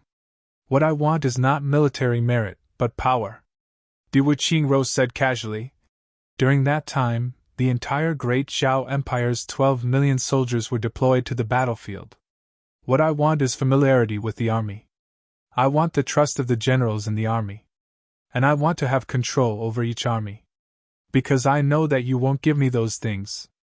So I can only fight for them myself. Countless ships and traps.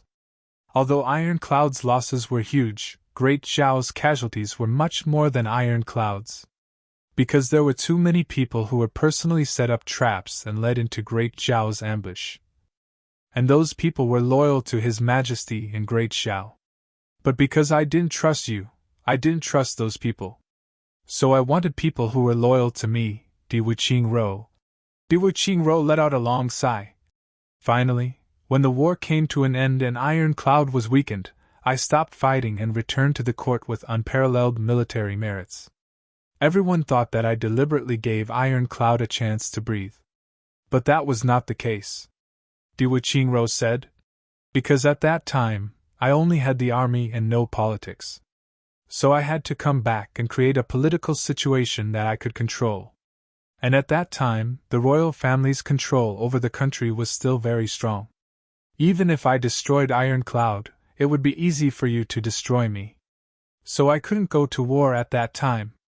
So I gave up the good situation of the war and came back to manage the rear. Diwu Qingro sighed deeply. If you could have trusted me at that time, I would have conquered the country for you by now. Unfortunately, you didn't. So now, it's too late for you to deal with me. Diwu Qingro stood up. The army is the absolute truth. You don't have soldiers or generals. You want to deal with the leader of the army with just a bunch of rotten scholars? Your Majesty, don't you think this is too ridiculous? Zhao Zhi's face was pale and his eyes were blank. There are many things I want to say. Many things I wanted to say to you many years ago. But today, I found that there is no need to say anything. Diwu Qingro said casually. There is no need to say anything. Maybe my state of mind has changed. But now, I feel that I am somewhat naive. Diwu Qingro said slowly. Today, I came to talk to you and demonstrate. But I was naive. Diwu Qingro stood up after he finished speaking. He didn't even look at Chu Yang as he casually walked out. Then, Diwu Qingro's voice came from outside. Seal this place. Let His Majesty live a good life inside. From today onwards, no one is allowed to come out. Until the end of this war. Yes. After the war, if we win, take His Majesty out to see the good situation. Then behead him. If we lose, behead him. Exterminate the whole clan. Yes. Zhao Zhi heard everything clearly. His eyes rolled, and he fainted. Death regardless of victory or defeat? This matter was reversed. It had always been the royal family who ordered the extermination of other clans. But now, Diwu Qingro directly ordered the extermination of the royal family? This was really speechless. Great Zhao's purge was still in progress. Moreover, looking at Diwu Qingro's attitude, it would take a while. And at this time, the Gu clan finally contacted Gu Duxing. Returned to the clan. The night before Gu Duxing left, Chu Yang whispered to him for half the night. Finally, he handed him a big bag. This is for GMO, this is for Dong Wushang, and this is for... Of course, most of it was for Mo Qin Wu. In the morning breeze, the two brothers stood facing each other. Take care. Take care. These two words were said almost at the same time from the two of them. Then, Gu Duxing looked at Chu Yang silently and deeply. Then, he turned and left without looking back. Good brother! I met you at a time of danger. You helped me. You gave me hope. You helped me cultivate. You've done everything you can for me. I will not let you down. Never. These words were in Gu Duxing's heart, but he did not say a word. Chu Yang also did not say anything. The parting seemed very simple, but both of them knew that the next time they met would be in 3 days. And not here. On the third day, the Mo clan suddenly became lively. This should not have happened. All the clans were preparing for war in the Tsenglan battlefront, but the Mo clan was suddenly as busy as a marketplace. On this day, Mo Xingchen was discussing matters with the great elder in the study. Suddenly a servant came to report. Reporting to clan master, the 2 young masters have arrived. Young masters? Mo Xingchen was surprised.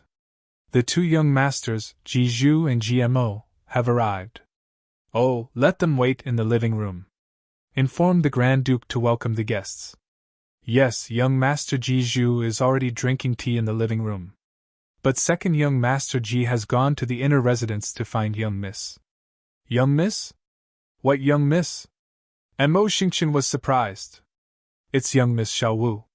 The servant lowered his head and pursed his lips in a hidden place. Xiao Wu? Mo Xingchen was surprised. Why is GMO looking for Xiao Wu? Inner residence. Brother GMO. Mo Qingwu's surprised cheer resounded through the entire backyard. She practically flew over. Brother GMO, why are you here? Where's Brother Chu Yang? Is he also here? Your brother Chu Yang didn't come. GMO said this sentence and saw Mo Qingwu's small face fall. He hurriedly hugged her in his arms. He comforted her. But even though your brother Chu Yang didn't come, he asked me to bring you many good things. Really? Mo Qingwu opened her eyes wide and became excited. Where? Of course it's true. GMO suddenly realized that something was wrong. Why are you so much lighter? Why are you so thin? Second young Master G was furious. Who bullied you? No one bullied me. Mo Qingwu's eyes flashed and then dimmed. She raised her face and begged. Brother GMO, I don't want to live here anymore. Can you take me to your house to live? This? GMO hesitated. No! A voice came. Xiao Wu, this is your own house. How can you leave? The one who spoke was an elder from a branch of the Mo clan. He was under the orders of the clan master to invite GMO to the hall. Xiao Wu, what happened? GMO put down Mo Qingwu and slowly stood up. He looked at the king-level master of the Mo clan. Second young Master G, this? The master hesitated for a while. Seeing GMO's face become more and more ugly, he finally pulled GMO aside and whispered in his ear. 3 Meridian was destroyed? GMO was stunned. After he came to Heavenly Armament Pavilion, Chu Yang didn't tell him about Mo Qingwu's 3 Meridian being destroyed. So he only knew now.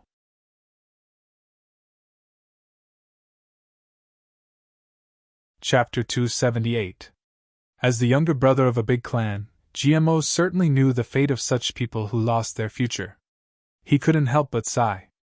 But this was the Mo clan's internal affairs. Although he was a cousin, it was inconvenient for him to intervene. He could only silently decide in his heart, if there is really a key, then I must do my best to find a good home for my cousin, so that she won't suffer for the rest of her life. You go first. I'll accompany Xiao Wu. I'll be there later, GMO said. Mo Qingwu watched from the side. Her eyes were filled with tears.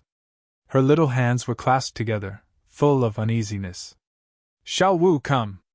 Take a look at the gift that Brother Chu Yang asked me to give you.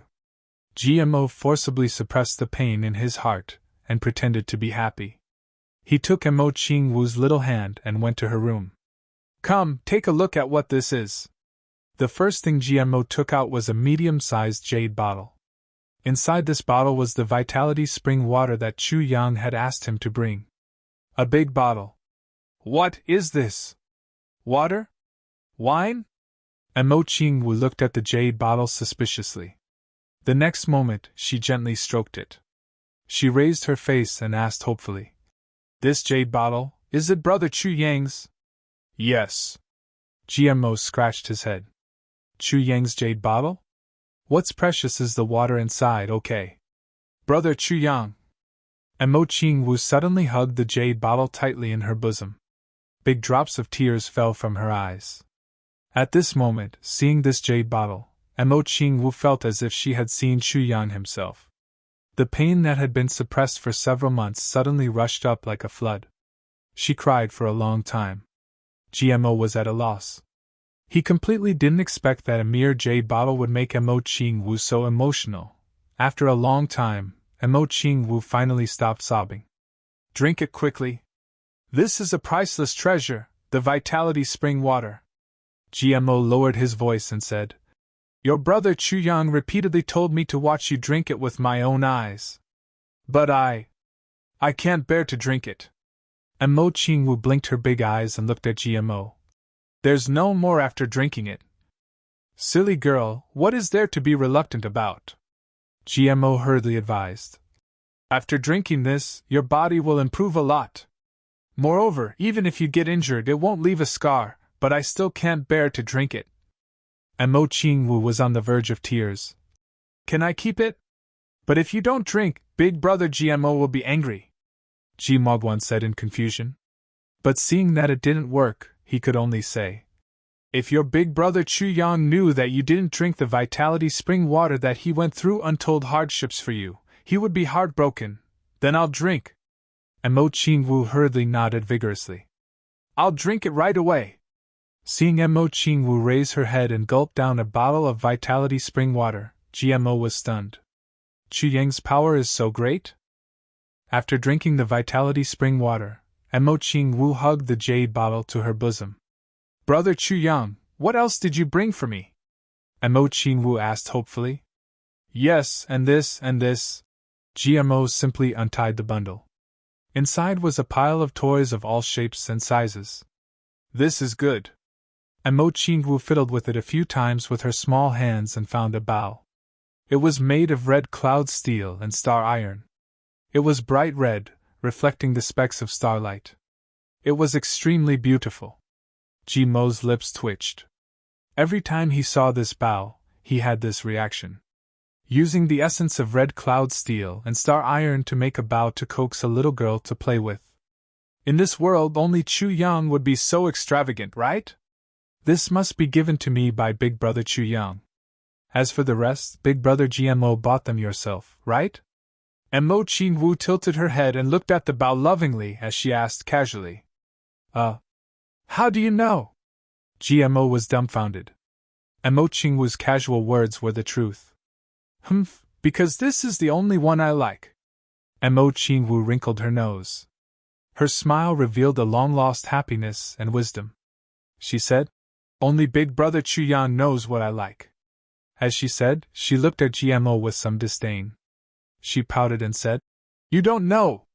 GMO fainted. "Big Brother GMO, I still have to thank you." And Mo Qingwu cherished the jade bottle and the bow in front of her chest. Her face revealed a satisfied smile. "Thank you for bringing them to me." "You're welcome. You're welcome." GMO suddenly felt very uncomfortable in his heart. And Mo Qingwu, the young miss of the Mo clan, was now so coincidental. "I'll go and discuss it with Uncle." GMO wanted to say something, but he swallowed it back. He thought, if Uncle doesn't agree, I'll stay and accompany her. "No, I can't stay. Sunlan Battlefront is still waiting for me to fight." Sigh. "Besides, even if I take her to my house, if I'm not there and Big Brother is not there, who can she play with?" He shook his head and sighed. He returned to the hall. He told Mo Xingqian about the idea of taking Mo Qingwu to stay for a few days. Sure enough, Mo Xingqian thought for a while and refused. He said, "If it's a normal time, it's fine to go and stay for a few days.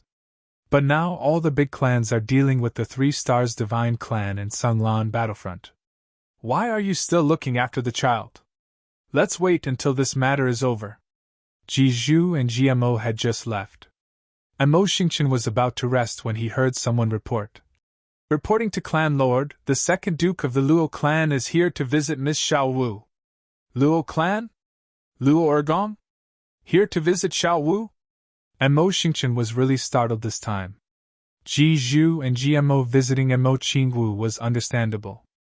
After all, they were cousins. But why did this Luo Ergong come?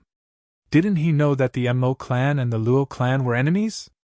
The 2 clans had been fighting each other for more than 100 years. It could be said that there was an irreconcilable enmity between the 2 clans. This Luo Ergong actually came to visit Xiao Wu at this time? Did he have an ulterior motive? Knowing that our clan's genius was crippled, he deliberately came to humiliate us. But even so, he was really too audacious. "You should know that if things go wrong, this Luo Ergong may lose his life here.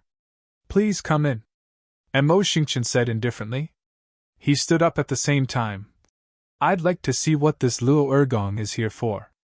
Luo Kudi, dressed in a snow-white robe, walked in under the hostile gazes of everyone in the Mo clan. He was calm and collected, not looking sideways. Although Luo Kudi was usually very funny, and his style of doing things was also very unconventional, he was a person who valued relationships the most. "Chu Yang is my boss. Boss once said that when I have the chance, I should come and dance. Then I must do it, because I promised." So what if the Luo clan and the Mo clan are enemies? When I promised boss, we were already enemies. If I didn't want to come, I wouldn't have agreed at that time.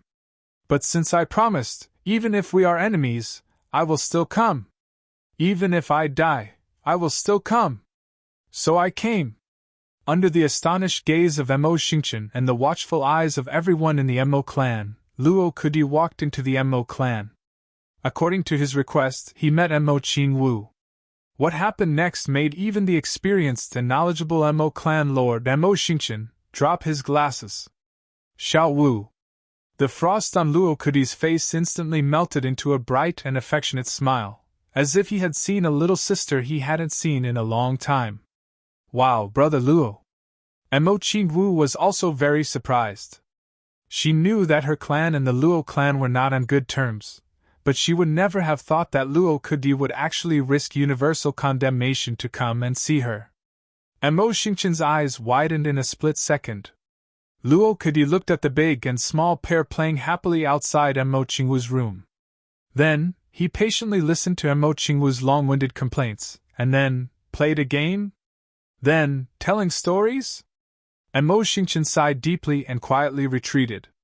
How long has it been since Xiao Wu was so happy? Now, after Xiao Wu saw her enemy, Luo Kudi, she was even more affectionate than seeing her father. Could it be that I was wrong? But, for the clan, even if I am wrong, what can I do? I am the clan lord. Mo Xingqian quietly left. And Luo Kudi also played with Mo Qingwu for a day without worry. Xiao Wu, this time, your brother Chu Yang sent me to play with you. I can only stay here for a day. Luo Kudi squatted in front of Mo Qingwu and said softly, Tomorrow, I will go to Tsanglan battlefront. Why do you all want to go to Tsanglan battlefront? Mo Qingwu said dazzlingly, But I am so lonely here. There is no one to play with me, and no one to talk to me. Luo Kudi was silent for a while and said, I also don't want to go, but I still want to go very much. It is very dangerous there, but it is also very happy there. There are enemies there, but there are also friends there. As a brother of the Three Heavens clan, it is my responsibility. And a man's responsibility, Luo Kudi said softly. To this Mo Qingwu, who was obviously just a little girl, Luo Kudi didn't have any pretense and easily spoke his mind. Responsibility. Fighting against the Three Stars Divine Clan and protecting the Three Heavens continent was their responsibility. There was no room for shirking. When I came, I packed a lot of small gifts for you. I don't know if you will like them. Luo Kudi put down the big package in his hands. Oh right, when your brother Chu Yang asked me to come see you, he asked me to pass you a message. Luo Kudi said. What message? Mo Qingwu hurriedly raised her head and pricked up her ears. He said, Little Wu, you must be happy. Luo Kudi said, Brother Chujiang will come to find you and pick you up. Mo Qingwu was stunned.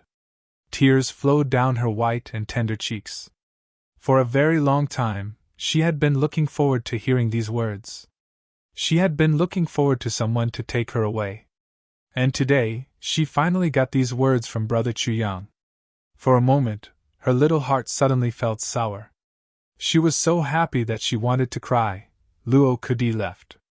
After all, he was an enemy of the Mo clan. He couldn't stay here for too long.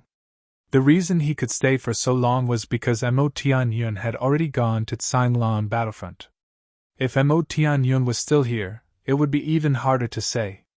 But Mo Qingwu's heart had already calmed down. She felt that she had grown up. Moreover, her heart also had a place to stay. Little Wu, you must be happy. Brother Chuzhang will come to find you and pick you up. Mo Qingwu tilted her head and hugged the broken scabbard and jade bottle. Wearing a rainbow starlight bow on her head, she imitated Chu Yang's voice and murmured softly. Her voice was very soft, so soft that it was as if she was having a beautiful dream and was afraid of waking up. Brothers and sisters, the double monthly votes have already started. Please support me. To be continued. If you like this work, you are welcome to vote for it. Your support is my greatest motivation.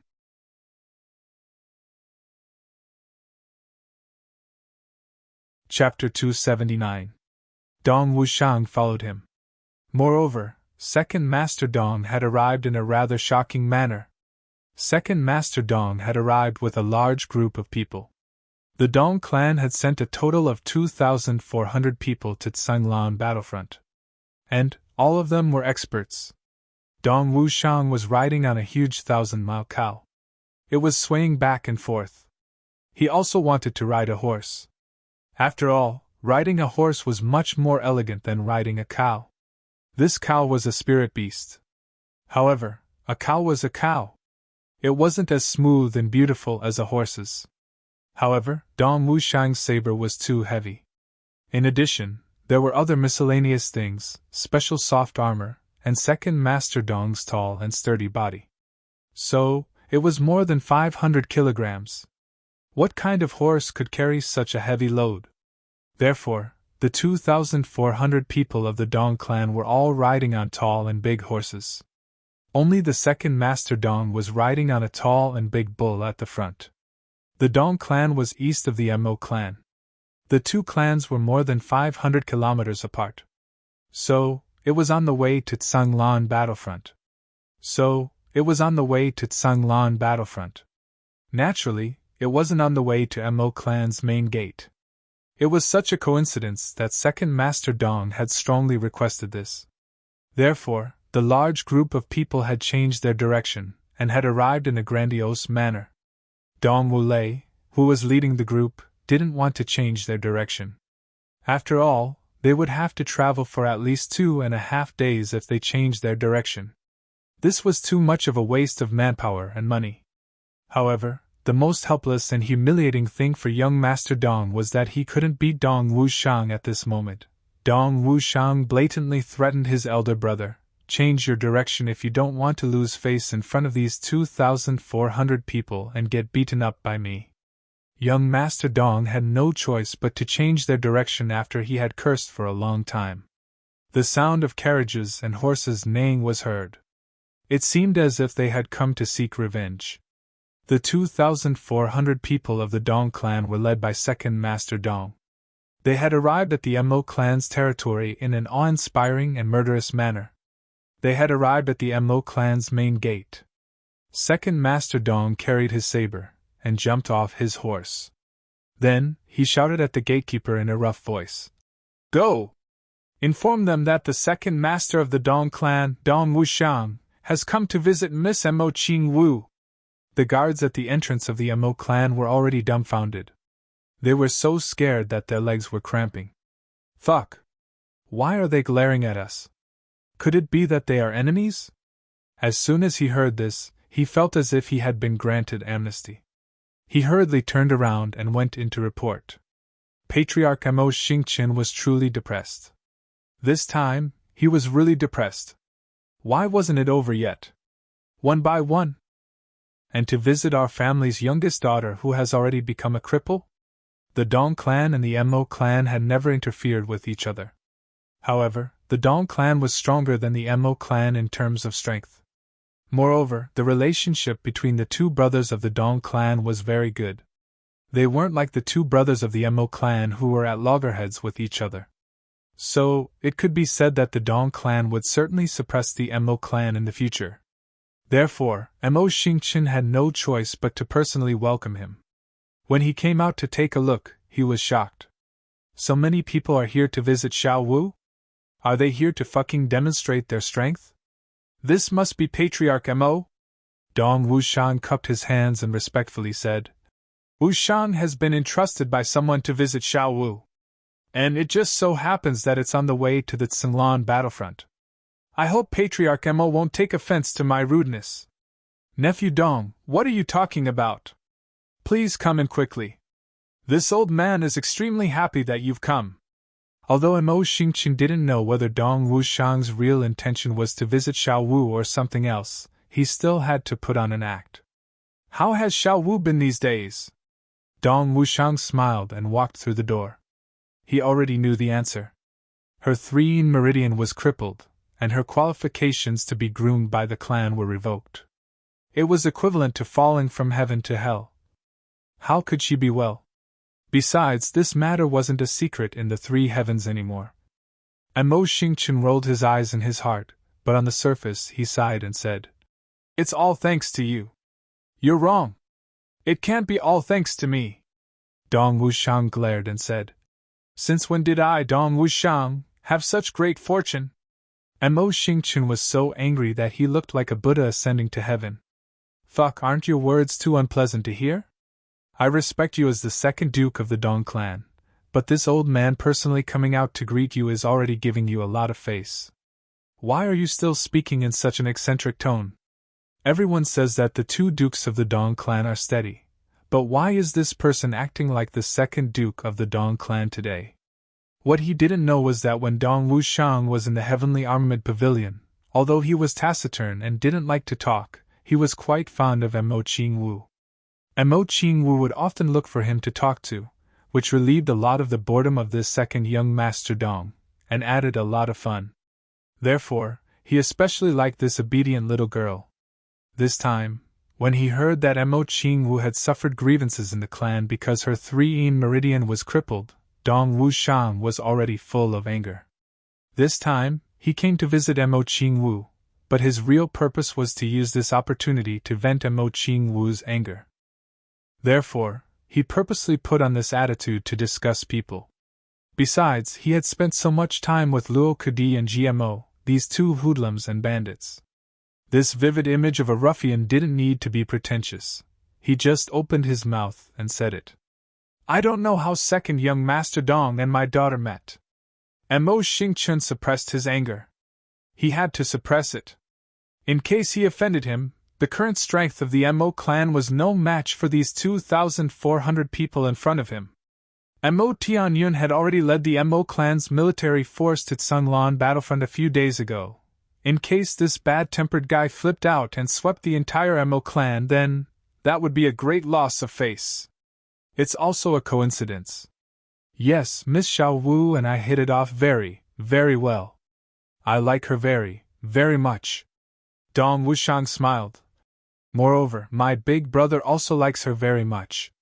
It's like he's afraid she'll melt in his mouth, and afraid she'll fall out of his hands. Your big brother? Mo Xingchen was somewhat startled. Old dog, these two words were no joke. Since he called him that, then he definitely wasn't his big brother. It was just that he didn't know when this second young Master Dong had another big brother? This big brother, what kind of earth-shattering character was he? Yes. My big brother.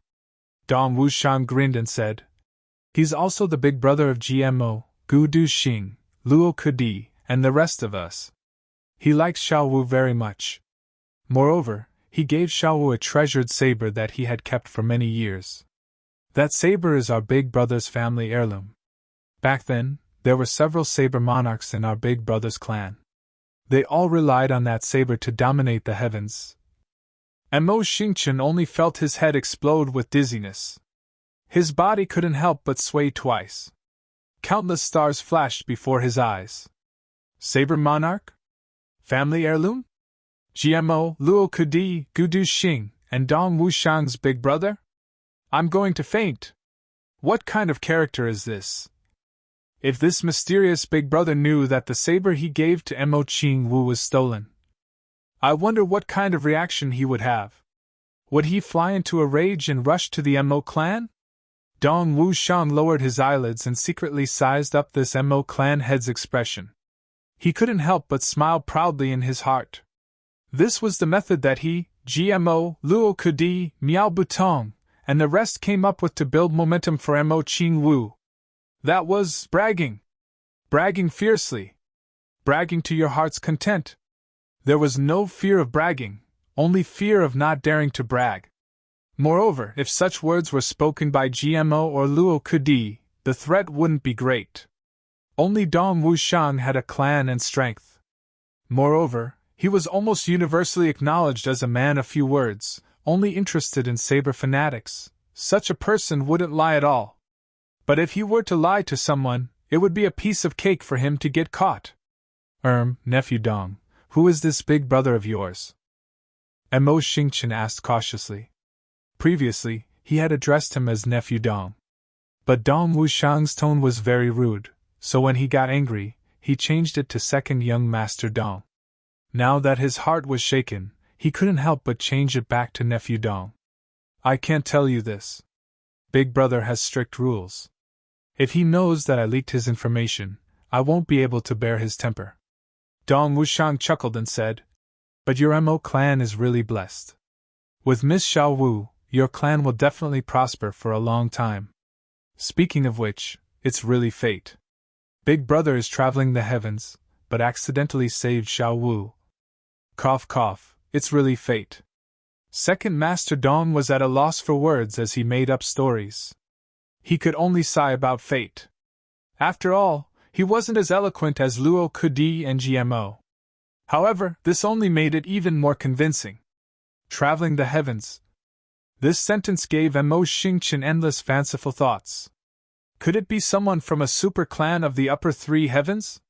Yes, to be able to make the four geniuses of the four great clans so convinced, and to think that Big Brother casually gave out a treasure saber that's the best in the world. Such a character could only exist in the upper three heavens, right? And it should be some super clan. Oh, I see. Nephew Dong, please come in. Mo Xingqian hurriedly extended his hand to welcome the guest. He realized that he was still blocking the guest at the door. This was a great disrespect. Yes, I'm going in. But I'm leaving after seeing Xiao Wu. I still have to go to the Tsunglan battlefront to play. Dong Wushang squinted his eyes and said, Uncle Mo, you must take good care of Xiao Wu. My big brother is currently prescribing medicine for Xiao Wu. He won't be here for a while. But I reckon it won't be long before he comes to treat Xiao Wu's illness. Dong Wu smiled meaningfully and said, My big brother has the ability to transcend the heavens and see through the earth. Ah? Mo Xingqian was delighted. He asked suspiciously, But I wonder, how confident are you? I can't say for sure. Dong Wushang frowned. Which big brother of yours really has such means? Mo Xingqian asked. Uncle Mo. Dong Wushang stood still and looked at him. He suddenly took down the saber from his shoulder. What do you think of my saber?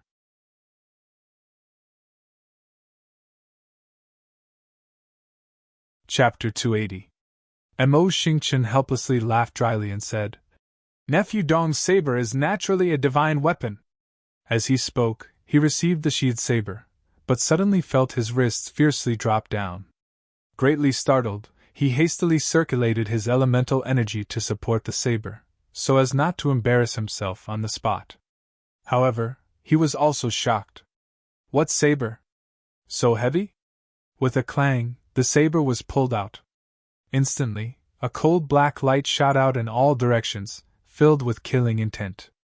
It was as if the temperature of the entire Mo clan had dropped by 12 degrees. The entire saber was without any ornaments. Very plain. But the saber's edge was short, and the back of the saber was as thick as a mountain. The saber's shape was smooth, and one could tell at a glance that this was a murderous weapon. Under such a saber, even a sledgehammer would be sliced in half. This saber, even without any strength, can cut through iron like mud. Its sharpness is not inferior to the dreaming of a gentle dance saber that my boss gifted to Miss Xiao Wu. Dong Wushang said meaningfully. Dreaming of a gentle dance saber. Mo Xingqian was shocked. At this point, he was already 80% convinced of Dong Wushang's words. He actually knew the name of that saber. What a good saber! Mo Xingqian held the saber lovingly, his heart reluctant to part with it. But such a saber could only be used by the Black Saber clan. If it was in the Mo clan, even if a king-level master used it, he would not be able to use it. It was too heavy. Dong Wushang received the saber, and smiled contentedly. This saber was gifted to me by my boss. Mo Xingqian was shocked again. His heart's understanding of his mysterious boss's abilities deepened. A dreaming of a gentle dance saber, and such a peerless treasure saber. What kind of background did he have, to be able to casually gift such a heavenly weapon that could shake the world? Furthermore, he gave away 2 of them at once. dreaming of a gentle dance saber was given to Miss Xiao Wu because of the two words Qing Wu in her name. Dong Wushang said solemnly, Uncle Mo, please do not disappoint the two words Qing Wu.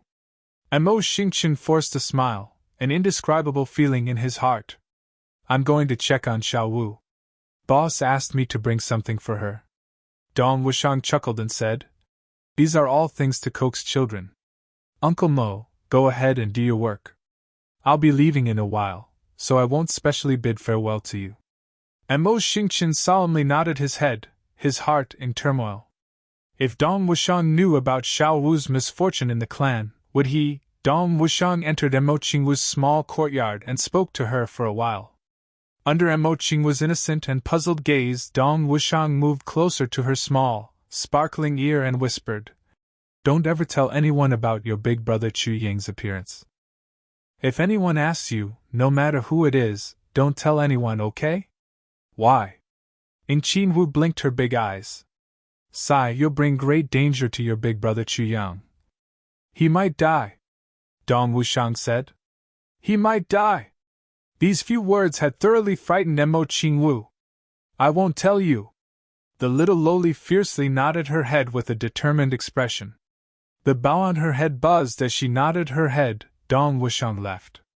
Mo Xingchen thought for a long time and finally decided to look for his daughter to ask about the situation. Xiao Wu, the person who saved you that day, what did he look like? Mo Xingchen sat beside Mo Qingwu and asked gently. He saved you. It's a great kindness. We have to think of a way to repay him. I forgot. Mo Qingwu blinked her eyes. Forgot? Mo Xingchen was startled. Yes. Mo Qingwu nodded her head vigorously. I really forgot. Mo Xingchen wanted to ask more, but he saw a deep sense of fear and hatred in his daughter's eyes. He couldn't help but tremble all over, his whole body weak. Such a look of fear and hatred was clearly because she saw him. She looked at her biological father as if she was looking at a life and death enemy. She was still a child. A little girl. Even now, she was only 10 years old. Why did she have to endure so much pain? Mo Xingchen's heart softened as he stretched out his hand, intending to caress his daughter. However, Mo Qingwu's body trembled violently as she looked at her father in alarm. She shrank back a little, avoiding her father's hand. Mo Xingchen's hand stopped in midair. His eyes flashed with pain. Then, he gently retracted his hand and let out a long sigh. How could he not know? The cold treatment these days, compared to before, was like heaven and earth, had already caused an indelible wound to Mo Qingwu's young heart. Mo Xingchen could totally imagine these days would be unforgettable for his daughter. Even her personality would change greatly, and she would never be able to walk out of this pain for the rest of her life. But he could only do so because he was the clan head of the Mo clan. What he considered was forever the interests of the Mo clan as a whole, forever the survival of the Mo clan, and never the kinship of a father. Sitting in this position, he could no longer have any kinship. What Mo Xingchen didn't know was, Mo Qingwu's heart was actually still yearning for her father's caress. She had always longed for that warm embrace. Her retreat just now was only because the recent experiences had made her feel inferior and subconsciously avoided. It was also because of a little girl's pique. But if Mo Xingchen reached out his hand again, Mo Qingwu would definitely throw herself into her father's embrace and cry to her heart's content. She had been longing for this embrace where she could cry for a long time. Even in her dreams, she was being hugged by her father, but when she saw Mo Xingchen's hand stop in the air for a while and retract it, Mo Qingwu was completely in despair. Really, he's not even willing to hug me? After the visits of GMO, Luo Kudi, and Dong Wushang, who could be said to be outsiders, Mo Qingwu could especially feel her father's alienation towards her. Mo Qingwu's beautiful big eyes were filled with a deathly gray of despair. Her delicate red lips also became pale at this moment, without any color. At this moment, she remembered Dong Wushang's words. Because if they know, your brother Chu Yang will most likely die. Sure enough, after brother Wushang left, father came to inquire about brother Chu Yang. He didn't come to see me at all, but to get news about Brother Chu Yang from me, to kill him. And Mo Qingwu suddenly felt her heart turn into ice. She looked at the person closest to her with hatred. Her heart was only screaming madly. Why? Why are you so unfair to me? Why are you so cruel to me? There are already very few people in this world who are willing to treat me well. Why do you still want to hurt my brother Chu Yang? Do you want no one in this world to treat me well before you are satisfied? And Mo Qingwu lowered her head, not moving at all. Little Wu, go to the room. It's cold outside. And Mo Xingchen sighed deeply, lowered his head and said, Don't run around. If you have time, learn needlework from your mother. This was the longest sentence he had said to his daughter in a long time. He was not without concern. He had finally given up on getting information from his daughter. Just let his daughter have a beautiful memory. As for the future, let's talk about it in the future. However, his last words made Mo Qingwu even sadder. Learn needlework. I know. Mo Qingwu said in a low voice, extremely disappointed. Then, she slowly turned around and walked into her room step by step. She lowered her head, never lifting it up. Her small figure walked all the way into the room, never turning back. With a smack, a big teardrop fell on the stone steps in front of the door. Then, Mo Qingwu entered her room and gently closed the door behind her. The two doors slowly closed, but it seemed that the door of Mo Qingwu's heart was also completely closed at this moment. She shut her home, shut this world out. From now on, this heart was sealed in ice. Mo Xingchen stared at the closed door in a daze. He suddenly felt a wave of pain in his heart just now, as if he had vaguely felt that he had already lost his daughter. It seemed that once his daughter closed the door, she would never open it again in this lifetime. He shook his head and expelled this absurd emotion from his mind. He smiled bitterly in his heart. How is this possible? She's still a child. She's just a little girl who has just turned 10 years old. Then he turned around and walked out, walking very quickly. Mo Qingwu's dreaming of a gentle dance saber was actually a gift from a big figure. This matter must be discussed with the clan elders immediately. We must not make a strong enemy because of this. We must discuss a foolproof plan with the elders. In case that big figure comes knocking on our door, not only must the clan think of a way to keep the dreaming of a gentle dance saber, it would be best to use Mo Qingwu's relationship to add a powerful alliance to the clan. This was also the only and biggest use of her heart of a woman, right? Mo Xingchen came to the elder pavilion and explained his intentions. When he mentioned Dong Wushang's words, the clan's grand elder Mo Wu Xian chuckled. He slanted his eyes and said, Just based on the second young master Dong's one-sided words, you, the clan head of the Mo clan, are shaken? This should not be fake, Mo Xingchen said. From the beginning, it can be seen that Xiao Wu must have been saved by an expert. And the dreaming of a gentle dance saber is definitely not something that an ordinary person can take out. That may not be so, Mo Wu Xian said. However, we cannot be careless about this matter. We can only wait and see, and wait for the arrival of that expert. If we can take it for our own use, it would be a wonderful thing. Before that, should we first hand over the dreaming of a gentle dance saber? Mo Xingchen probed. Just based on the second young master Dong's few words, you actually want to hand over that peerless treasure saber to a trash without any future? If this is the Dong clan's conspiracy, and their goal is to seize the treasure saber, then what? Mo Wu Xian rolled his eyes and said, If that's the case, do you know what the consequences will be? You must know that the Dong clan is also known as the Black Saber clan. They are the true experts in saber use.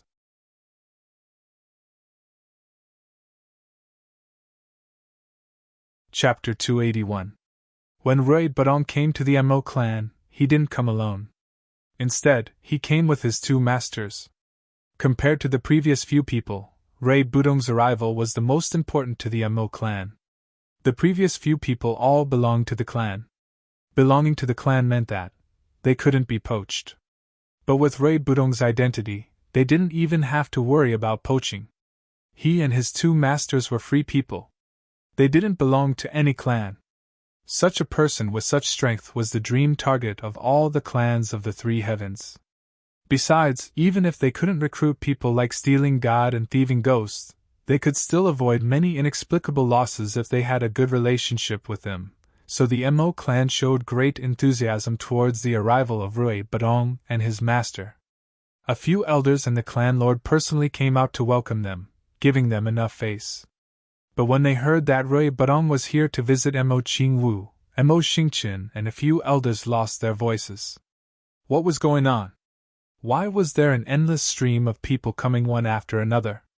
Not only was the Mo clan surprised, even Rui Badong's two masters were a little surprised. They had never seen this little brother care about a girl.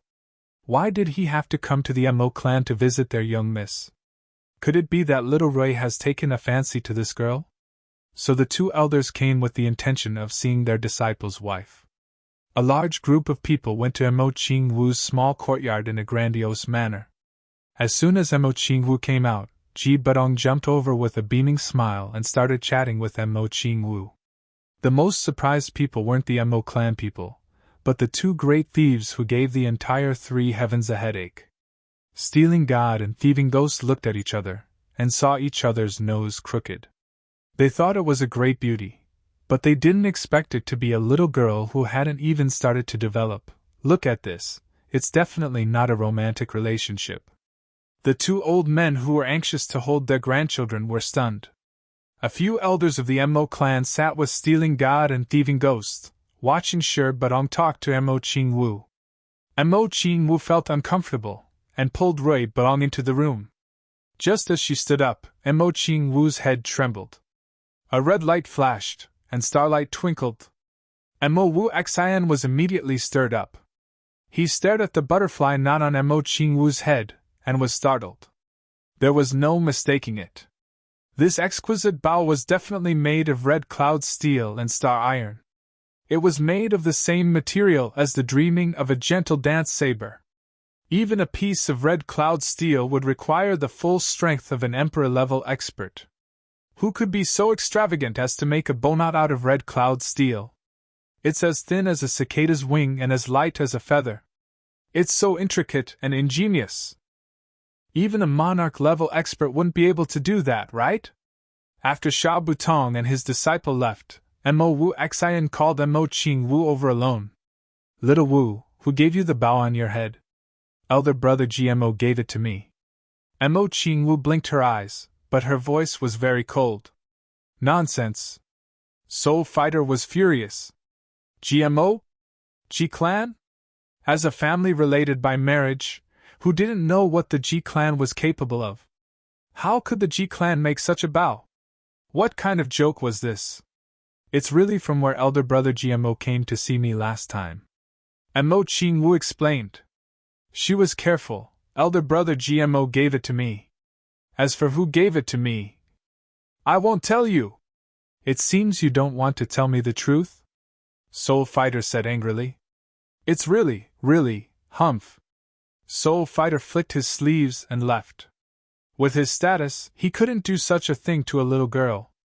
But this bow was definitely not from GMO. Everyone in the Mo clan was sure of this. If the G clan really had such an expert, they would have rushed to the upper three heavens long ago. Look, after this courtyard, you don't need to go out as you wish. Do you understand? If anyone comes in, you must report to the clan immediately. Soul Fighter left behind an order and left. Mo Qingwu bit her lips and stood in the courtyard. Tears rolled in her eyes, but she held them back. Humph, are you treating me like a prisoner? Elder brother Chu Yang, quickly come and pick me up. Quickly come and pick me up. I really don't want to stay here any longer. When Du Xing returned to the clan, he saw his adoptive father Gu Yunlan's sad face. His adoptive father used to have black hair, but today, half of it had turned white. The rest of it was also a little white. Two of his biological sons had died at the same time. For the clan lord of the Gu clan, this was an unbearable blow. Adoptive father! What happened to you? Gu Duxing cried out in alarm. Oh! Duxing, you're back. It's good that you're back. Gu Yunlan heaved a long sigh. Then, he held Gu Duxing's arm and said, "You left home without saying a word a few days ago. Foster father was very worried. So, he sent people to look for you. But there was no news of you. Where did you go?" "A few days ago, I was in Iron Cloud." Gu Duxing lowered his head and said hesitantly, I know. You're feeling terrible, but…" Gu Yunlan looked at the trees on both sides and said, "Your sister Xiao Miao's matter. She harmed the clan's interests. The consequences are serious. You have to understand this." "I understand. So I will try my best to become a sword emperor. I will save Sister Xiao Miao," Gu Duxing said firmly. "Sword emperor." Gu Yunlan's body shook. He turned his head to look at Gu Duxing. Then, he carefully sized up his own righteousness. It was the righteousness that he valued the most. He couldn't help but be gobsmacked when he saw it.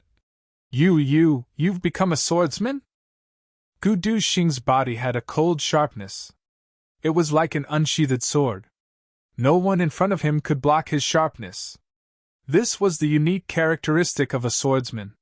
"Yes, adoptive father," Gu Duxing said quietly. "What grade of sword great master are you now?" Gu Yunlan asked anxiously. "I'm not a sword great master anymore, adoptive father," Gu Duxing said in a low voice. "I'm now 4th grade revered sword artist, the peak. I broke through to 5th grade revered sword artist within half a month." His. Gu Yunlan sucked in a breath of cold air. Gu Duxing left the clan less than a year ago. When he left, he was only a 5th grade sword great master? In just a few months, he had actually advanced by 10 levels? How? How is this possible? How did you do it? Or did you eat some kind of treasure? Gu Yunlan asked. There was only one explanation. He ate some kind of spiritual shackle by chance. After digesting the medicine, he advanced to the peak. However, this kind of thing only existed in legends. Could it really happen to Gu Duxing? I didn't eat any kind of treasure. I just met a strange person. Under his guidance, I advanced by leaps and bounds. Gu Duxing said casually. That's only because you're hardworking. However, to rise by 10 levels in a few months, that's too unexpected. Gu Yunlan exclaimed. Looking at Gu Duxing, his face suddenly revealed a bitter and gratified smile. The heavens took pity on me. The heavens didn't destroy my Gu clan after all. Duxing, the Gu clan, will depend on you in the future. Gu Yunlan said sadly. A few days ago, we just finished their funerals. Gu Duxing hesitated for a long time and finally said firmly, Godfather. Actually, Gu Yen Yang and Gu Yen Yu. I know about them. Gu Yen Yang and Gu Yen Yu's deaths. You know about it. Gu Yunlan seemed to not believe his ears. He unconsciously repeated it. Suddenly, he turned his head and looked at Gu Duxing with hawk-like eyes. You know about it? Yes. Gu Duxing said seriously. What do you mean? Gu Yunlan's voice was full of coldness. Not long after they were killed, I got the news. Gu Duxing said with difficulty. You didn't kill him? Gu Yunlan exhaled. It's good that you didn't kill him. Although I didn't kill them, it was no different from me killing them. The person who killed them was my brother. Gu Duxing said it all in one breath. The reason he killed them was because of me. Although I didn't know about this matter beforehand, but I didn't want to lie to Godfather. Your brothers. Gu Yunlan's voice was filled with an awe-inspiring murderous aura. When their corpses came back, I was thinking that the Xia clan's Xia Danqiong had always been calm and steady. Although his reputation wasn't prominent, he was definitely a promising young talent. So, how could he have rashly killed Yen Yang and his brother? Even if it was a love dispute, it shouldn't have happened. So the truth was like this. Who is your brother? Gu Yunlan asked seriously. I can't say. Gu Duxing's expression was conflicted but firm. As long as he did it, no matter what it is, it can be blamed on me. If Godfather is angry, you can kill me. But I would rather die than betray my brother. Good. What a strong sense of brotherhood. Gu Yunlan laughed coldly. Gu Duxing, do you think that you've grown up and your wings have hardened? Plus, Gu Yang and the others are already dead. You're the only one left who can inherit the Gu clan head position. Do you think you can be so fearless? Godfather is wise. Chuer has never dared to think like this. Gu Duxing's head was originally lowered, but at this moment, he lifted it up and said proudly, I have always believed that a man should dare to bear the consequences of his actions. No matter what lies ahead, since I have done it, I will not regret it. I will bear the consequences. There's nothing that can't be said. Being open and aboveboard is the direction of my sword cultivation. Being straight and not bent is my life's principle. If I hide it now, Godfather may not know for the rest of your life. Because there's no evidence at the scene. Even if it's Xie Danqiong, he won't be able to find any evidence to clear his name. But I still have to say it because I don't want to lie to you. Gu Duxing said, If I don't bear the consequences of my brother's actions, who will? So Godfather, no matter what you do, it's what you should do. I have absolutely no complaints. But as for betraying my brother, I would rather die than do that.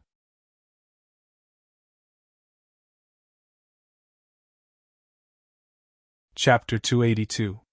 Gu Yunlan was silent for a long time. His sharp eyes stared at Gu Duxing for a long time. Finally, he let out a long sigh. Now that things have come to this, I only hope that you and your brother will give me an explanation in the future. Gu Yunlan said somewhat blankly. The two of them are useless, how could I not know? If the Gu clan had fallen into their hands, it would have been destroyed in a few years.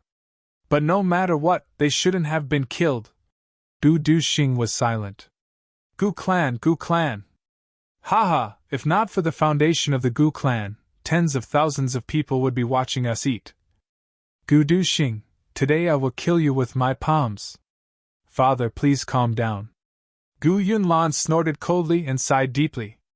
The wrinkles on his face seemed to have deepened a lot. Regarding this matter, I still need to think carefully. Gu Yunlan sighed deeply and walked forward silently. After walking for 70 to 80 feet, he suddenly stopped. Without turning back, he said softly, This matter, don't let anyone know. Yes, father. Gu Duxing watched his father's figure desolately walk away. He could not help but feel his heart ache. This matter, was it wrong? Wrong. From Gu Yunlan's perspective, from Gu Yunlan's kindness to Gu Duxing, it was wrong. The kindness of raising him was as high as the heavens and as deep as the earth. But his own brother killed his own son. But Gu Duxing admitted his mistake, but did not regret it.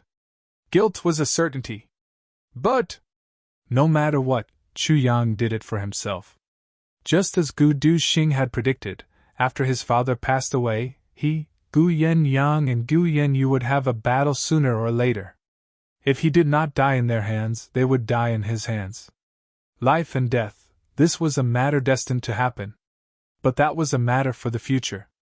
No matter what, his father would not see it. Now that such a situation had occurred, it was hard for the old man to accept. From a certain point of view, Chu Yan had saved the Gu clan by killing Gu Yang and his brother, preventing the clan from declining. But this was only an official statement. It could not be used as a reason. Gu Duxing's heart was in pain, very conflicted. But he did not blame Chu Yang. Not only did Chu Yang risk his life, but he also risked breaking off relations with this brother of his to help him kill someone. Even if you blame me for doing it, I will still do it for you. Because I'm your brother. Sooner or later, there will be a battle between you and them. At that time, if you kill them, your conscience will be disturbed for the rest of your life, and it will become an inner demon that hinders your progress. But if I kill him, your conscience will be much less burdened. So even if you blame me, I will still do it. Even if I sever all ties with you, I will still do it. Even if we become enemies because of this, I still want to do it. And the sooner it was done, the better. I only want my brothers safe.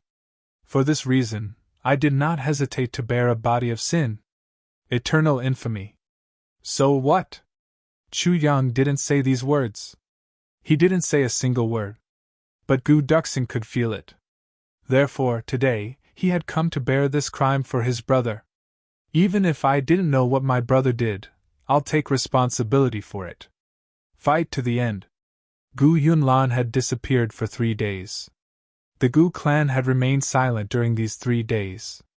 The troops heading to the Tsanglan battlefront had already packed up and were ready to go. They were only waiting for the clan lord's command. On the 3rd day, Gu Yunlan finally came out. His body was still straight, but his hair was almost completely white. Gu Duxing, you come with me? Gu Yunlan said. Gu Duxing followed him. You take people to the Tsanglan battlefront, Gu Yunlan said in a low voice.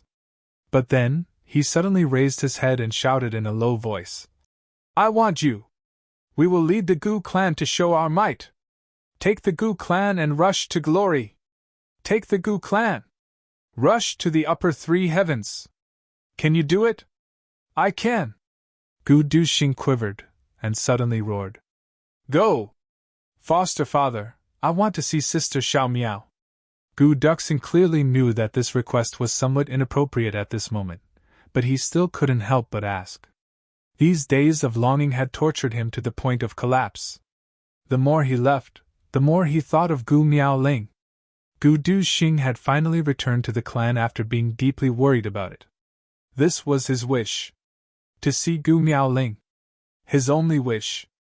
Gu Yunlan stared deeply at him for a while. Then, he finally said, Go! Come back immediately after you see her. Thank you, foster father. Gu Duxing was overjoyed. Gu Duxing flew away. Gu Yunlan looked at his back for a while. Then, he let out a long sigh and muttered, It seems that Duxing really didn't do it. But Duxing, how good would it be if you didn't say anything? Do you know that I would rather fight a muddled war with the Xie clan? Then, he took a big step forward and walked to the front of the clan. The flag above his head fluttered in the wind. Gu Yunlan stepped on the high platform and raised his hands. Suddenly, there were thunderous cheers below. Clan Lord! Clan Lord! Everyone, be quiet! Gu Yunlan clasped his hands behind his back. His body was ramrod straight. Under the flag, he looked like an unbreakable sharp sword. His eyes were filled with disdain as he said loudly, Today, I will announce something. Everyone, please listen carefully. There was absolute silence below. From today onwards, Gu Duxing is the only successor of the Gu clan. Gu Duxing has full authority to decide this war in the Tsanglan battlefront. Yes. Everyone responded in unison. Anyone who is dissatisfied with, unfavorable to the young clan lord, or even secretly plotting against him is not allowed. Once discovered, they will be expelled from the clan. In serious cases, they will be beheaded without mercy. Everyone, do you hear me clearly? Gu Yunlan said sternly.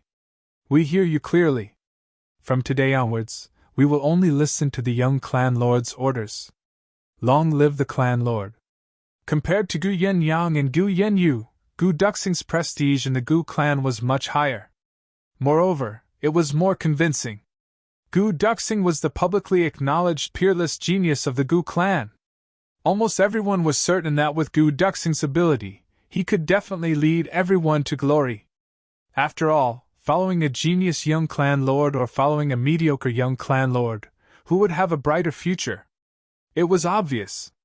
When Gu Yenyang and Gu Yenyu were in power, although these people did not say anything, they were full of pessimism about the clan's future. Therefore, when the Gu brothers died, besides a few people, almost no one in the Gu clan was sad. There were some who were relieved. These 2 incompetent bastards were finally dead. Because of the death of the Gu brothers, these people saw hope. Therefore, this time's expedition was filled with high morale. Gu Yunlan waited for the cheers below to die down before saying, Everyone, please wait here for a moment. After the young clan lord comes, we will set off immediately. Yes. This answer was even louder and more orderly. Gu Yunlan's heart was filled with bitterness. This kind of situation, when his son Gu Yang was alive, had never happened. Not even once! Gu Duxing sped along, passing through the garden and making a few turns. Finally, he arrived at the back of the Gu clan. This was where the dragon prison cave was located. But as he got closer, Gu Duxing's footsteps became slower and slower. In the end, there was even some hesitation, as if he was about to turn around and leave. He was afraid. Gu Duxing had never been afraid of anything. Even if he were to face thousands of enemies alone, he could only face them with an expressionless face. Gu Duxing's courage could be said to be made of iron. But at this moment, when he was about to see Gu Miaoling's pouch, he was afraid, terrified. If Sister Xiao Miao ignores me? If Sister Xiao Miao, well, Sister Xiao Miao, what should I say when I see her? Finally, Gu Duxing stopped less than 100 meters away from the dragon prison cave. In front of him was a puddle. It had snowed some time ago, and the accumulated snow had already turned into ice. Gu Duxing came to the side of the puddle. Facing the smooth surface of the ice, he carefully tidied his clothes and combed his hair. Looking at his face, he used all his strength to grab a handful of ice cubes and wipe them on his face. The bone-piercing coldness cleared his mind. Since he was already here, what was there to be afraid of? Gu Duxing steeled his heart and walked over with large strides. "Halt!" the guard shouted. "It's me," Gu Duxing said. "I want to see the young lady." "So it's Duke Duxing. May I ask if Duke Duxing has the clan lord's written order?" The guard's attitude was much more respectful. Everyone knew that Gu Yang and Gu Yanyu were dead. The future clan lord of the Gu clan was Gu Duxing. How could he dare to show his face to the future clan lord? "Yes." Gu Duxing took out a token and threw it over. "Duke Duxing, please wait for a moment." After the guard saw it, he immediately turned around and went inside to report. Not long after, there was a faint sound from inside. Then, there was a flash of brilliance at the smooth entrance of the cave, and it suddenly became extremely cold. A bone-chilling cold came out from the cave. The ground in front of Gu Duxing was immediately covered in a thick layer of ice. Dragon Prison Cave, this was the amazing part of the Dragon Prison Cave. The temperature inside was absolutely unbearable for ordinary people. The further in one went, the colder it got. In the deepest part, even the rocks would be frozen to pieces. Normally, it was covered by a formation and the cold air couldn't come out. But once it was opened, it would be freezing cold. The faint sound of footsteps reached the entrance and stopped. It seemed that the person inside was doing something. After a long time, a young girl covered in frost walked out from inside. Taking a deep breath, she turned around and looked at Gu Duxing. Smiling, she said, "Little brother, what are you doing here?" Her smile was very bright and beautiful. The frost on her hair had already condensed. With a head full of black hair, she looked like she was 70 or 80 years old. Her face was blue from the cold. Her hands and feet were also somewhat stiff. But even though her hair was frozen stiff, it was still neat and tidy. Her clothes were also neat and tidy. It could be seen that before she came out, she must have dressed up in front of the ice wall for a long time. Only then could she forcefully dress up to this effect. This young girl had already done her best. Gu Duxing looked at her in a daze. His eyes seemed to be fixed on her body. For a long time, he didn't say a word.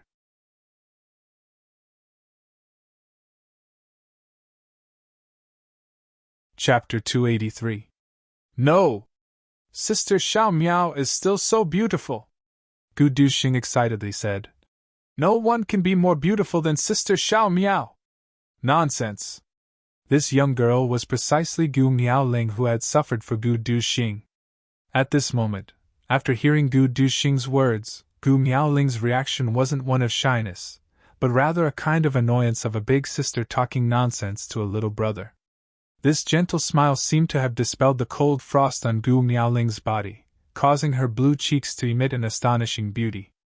Gu Duxing suddenly felt dizzy, the sky and earth spinning, the sun and moon dimming.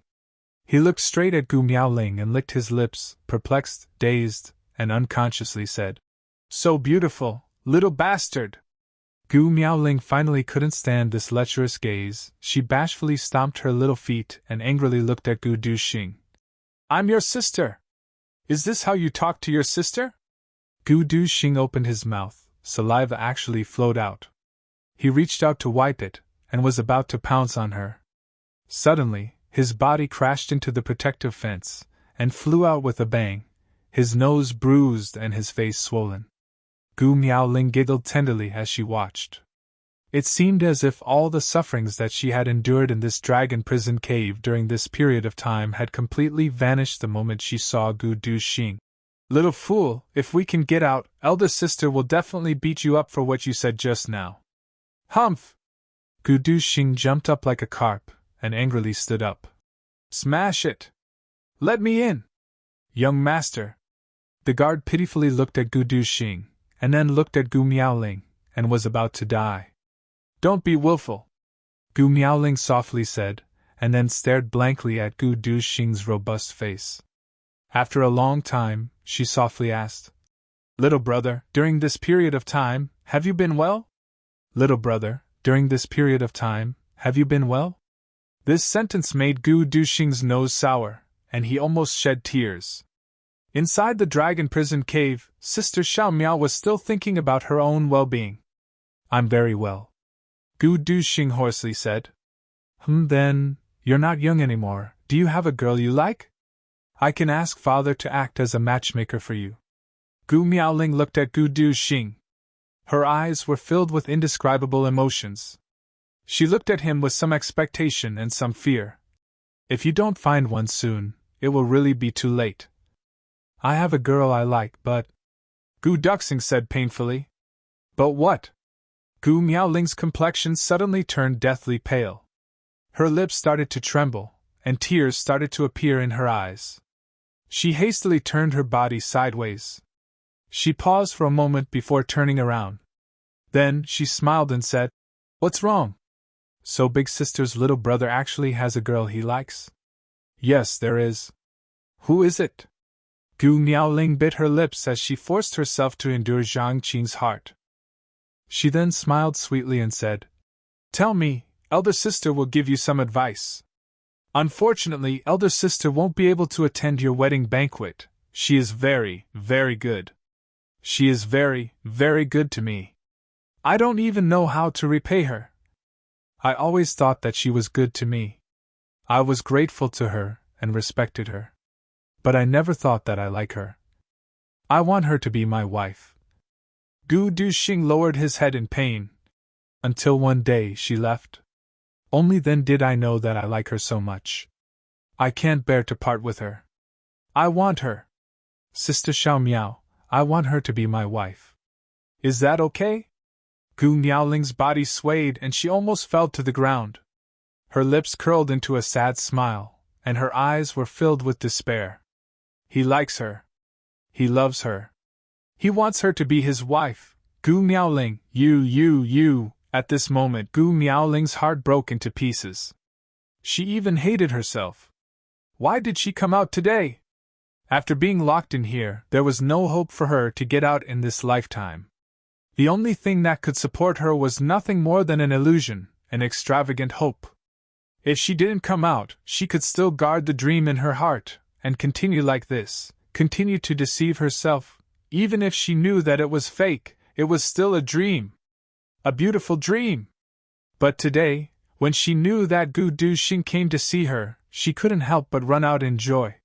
She was afraid that he would see her unsightly appearance. She even tried her best to dress up to make herself look more pleasing to the eye. Only then did she dare to come out.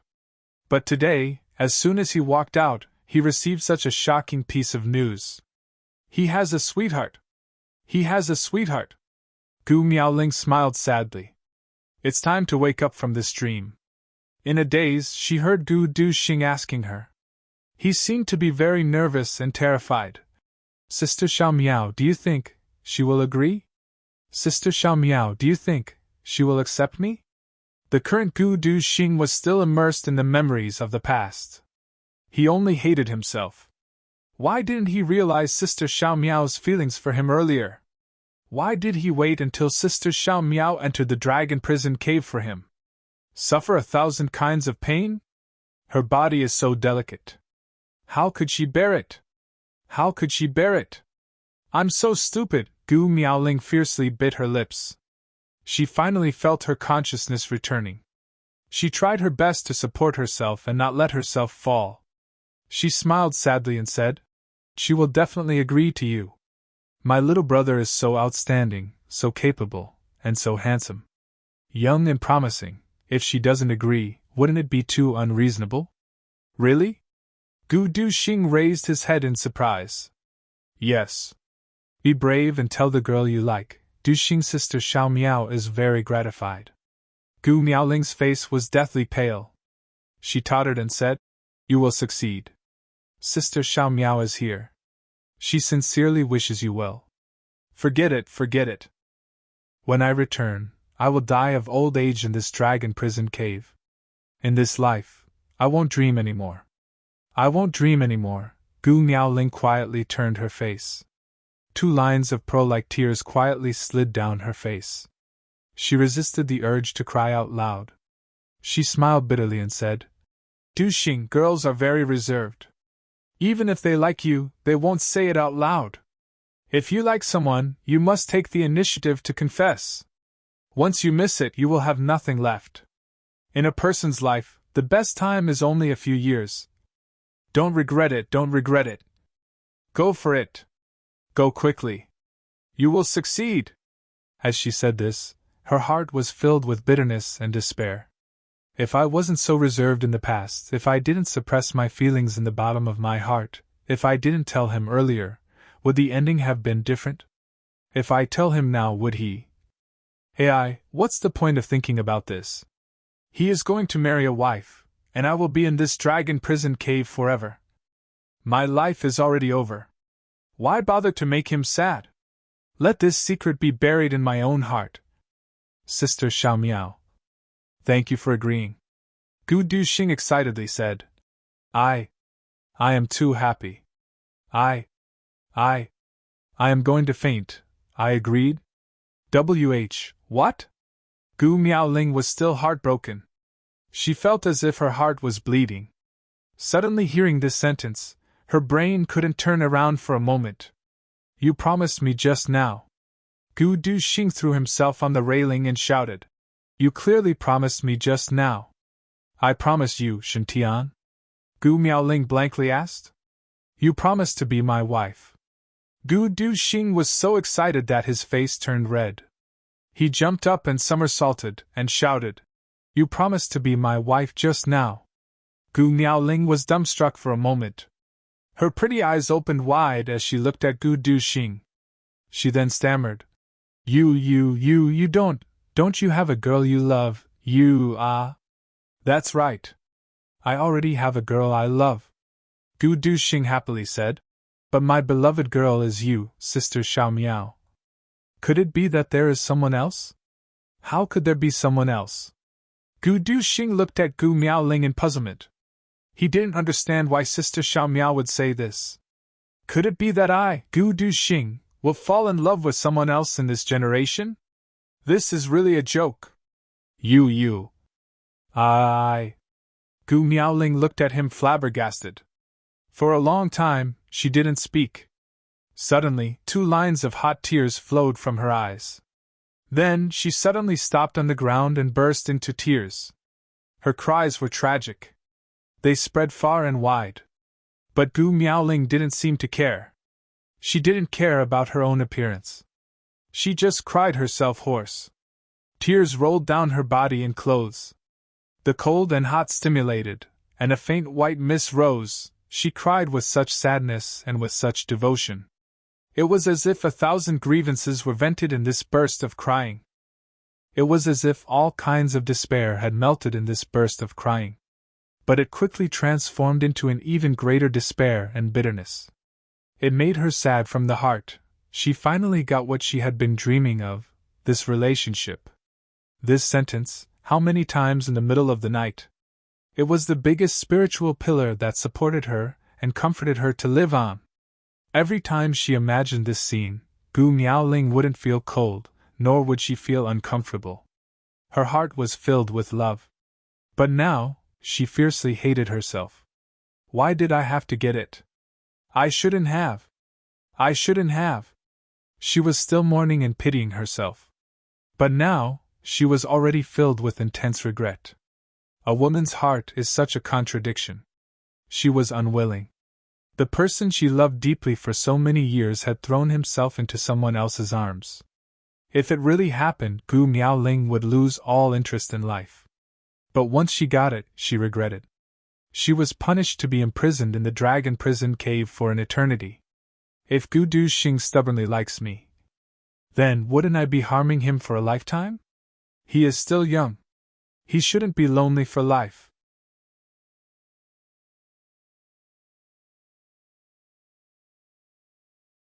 Chapter 284. But besides you, I don't like anyone else, Gu Duxing said with certainty and anxiousness. I went out some time ago to the lower three heavens. There were many beauties there, but none of them could compare to Sister Xiao Miao. I couldn't even bear to look at them. You don't know, but GMO and Luo Kudi were staring at them. I just couldn't bear to look. In order to confess his love, Gu Duxing betrayed his two brothers without blinking an eye, and ruthlessly trampled them under his feet. But I can't. Gu Miaoling wiped her tears with all her might. Even though she was in a sorrowful mood, Gu Duxing's words almost made her smile through her tears. She said gently, Little brother, you must know that husband and wife are only called husband and wife when they are together. I'm in here now, and I can't get out for the rest of my life. Don't be silly. She gently stopped Gu Duxing from speaking and said softly, Little brother, Sister Xiao Miao is very touched by your feelings. You know, from today onwards, I won't be afraid of this dragon prison cave anymore. But you can't continue to be silly like this. My little brother, find a gentle and lovely girl, and let her accompany you through life's trials and tribulations. Never leave, never abandon, and grow old together. That's what husband and wife are like. Quickly go back, don't stay here anymore. Don't be silly. Gu Miaoling looked at Gu Duxing with deep affection. She gazed at him for a long time, tears welling up in her eyes, but the corners of her mouth surged with a gentle and satisfied smile. With these words of yours, Sister Xiao Miao's life is not in vain. No! Gu Duxing shouted. Isn't it just an emperor-level expert? Sister Xiao Miao. Wait for me. I will reach emperor level within 2 years. I swear! I swear on the souls of my ancestors. You dare! Gu Miaoling said sternly. You dare to continue. I will die here right now in front of you. Gu Duxing stopped and looked at Gu Miaoling. He suddenly smiled and said, Sister Xiao Miao, if you die here right now, then we can immediately become husband and wife. The meaning of these words made Gu Miaoling's whole body tremble. She rushed over like a madwoman and threw herself on the railing, screaming hysterically, You're not allowed. I forbid it. Gu Duxing reached his hand through the railing, and gently but firmly embraced Gu Miaoling's ice-cold body. Gu Miaoling's body trembled, and her face suddenly flushed red. Sister Xiao Miao, look, when you entered here, I was only a 3rd-grade sword grade master. But now, I'm already a 5th-grade sword exalt. Within half a year, I will definitely become a sword king. Do you trust me? Gu Duxing asked in a low voice. 5th-grade revered sword artist? Gu Miaoling looked at Gu Duxing in a daze. Really? Of course it's real. Gu Duxing said proudly. Furthermore, I definitely didn't take any shortcuts. Every step was done by myself. Then he moved his mouth close to Gu Miaoling's ear, and whispered, I met a strange person. He taught me a set of methods that could allow me to advance quickly. Well, no one else knows about this matter. In order to make Gu Miaoling feel at ease, Gu Duxing made up a story out of goodwill. Really? Gu Miaoling looked at him with sparkling eyes. Of course it's real. Or I swear. Gu Duxing raised his hand. Don't. Gu Miaoling hurriedly stopped him, and gently said, I trust you. Gu Duxing smiled contentedly. Although there was still a cold and indestructible railing in front of them, the two felt incomparably warm and happy at this moment. Oh right, that strange person later became my boss. He gave me something good, and asked me to give it to you. Gu Duxing wanted to reach into his bosom to take out the item, but he was unwilling to let go of Gu Miaoling. He could only use an extremely strange posture to take out the item. Then, as if he was presenting a treasure, he stuffed a jade box into Gu Miaoling's hands, and quickly hugged her again. What is this? Gu Miaoling lowered her tender neck, and played with the small jade box. Don't open it first. Open it after we enter. Gu Duxing whispered. This is a flame essence. Ah? Gu Miaoling was shocked. Flame essence was a rare treasure in the world. As long as it was worn on the body, no matter how cold it was, it would not feel cold at all. This was what Gu Miaoling needed the most right now. This was a piece of flame essence that Chu Yan had saved after almost falling out with the sword spirit. There was almost nothing left of such a precious item. If it was absorbed by the Calamity Sword, perhaps not even a scrap would be left. The entire treasury of the great Xiao Empire, which had been accumulated for hundreds of years, only had such a fist-sized piece in the palace. Now, it was all given to Gu Duxing. There is also this. Gu Duxing took out a jade bottle from his bosom. What is this? Gu Miaoling was so happy that she could not speak. Vitality spring water. Gu Duxing said. This is also given to you by my boss. You should drink it now. This is a good thing. I heard that after drinking it, it can increase your vitality. Even if you are injured in the future, it will not leave a scar. Gu Duxing introduced the vitality spring water without stopping, and his eyebrows were dancing. Gu Miaoling, as the daughter of the Gu clan master, how could she not know about the vitality spring water? But she did not say a word. She only looked at Gu Duxing gently, and carefully listened to her beloved man's long-winded introduction to her. She understood that since Gu Duxing had such thoughts, how much effort must he have put in during this period of time? How much suffering must he have gone through? Just over half a year. From 3rd grade sword great master to 5th grade revered sword master. Most people were surprised by Gu Duxing's progress and praised Gu Dunyan's genius. But Gu Miaoling's first thought was, in such a short time, he had advanced so much. How much inhumane training must he have gone through? Thinking of this, Gu Miaoling could not help but feel heartache. Silly, don't work too hard with this. Gu Miaoling pinched the box of flame essence and said softly. I can wait in there for a few more years. It is okay.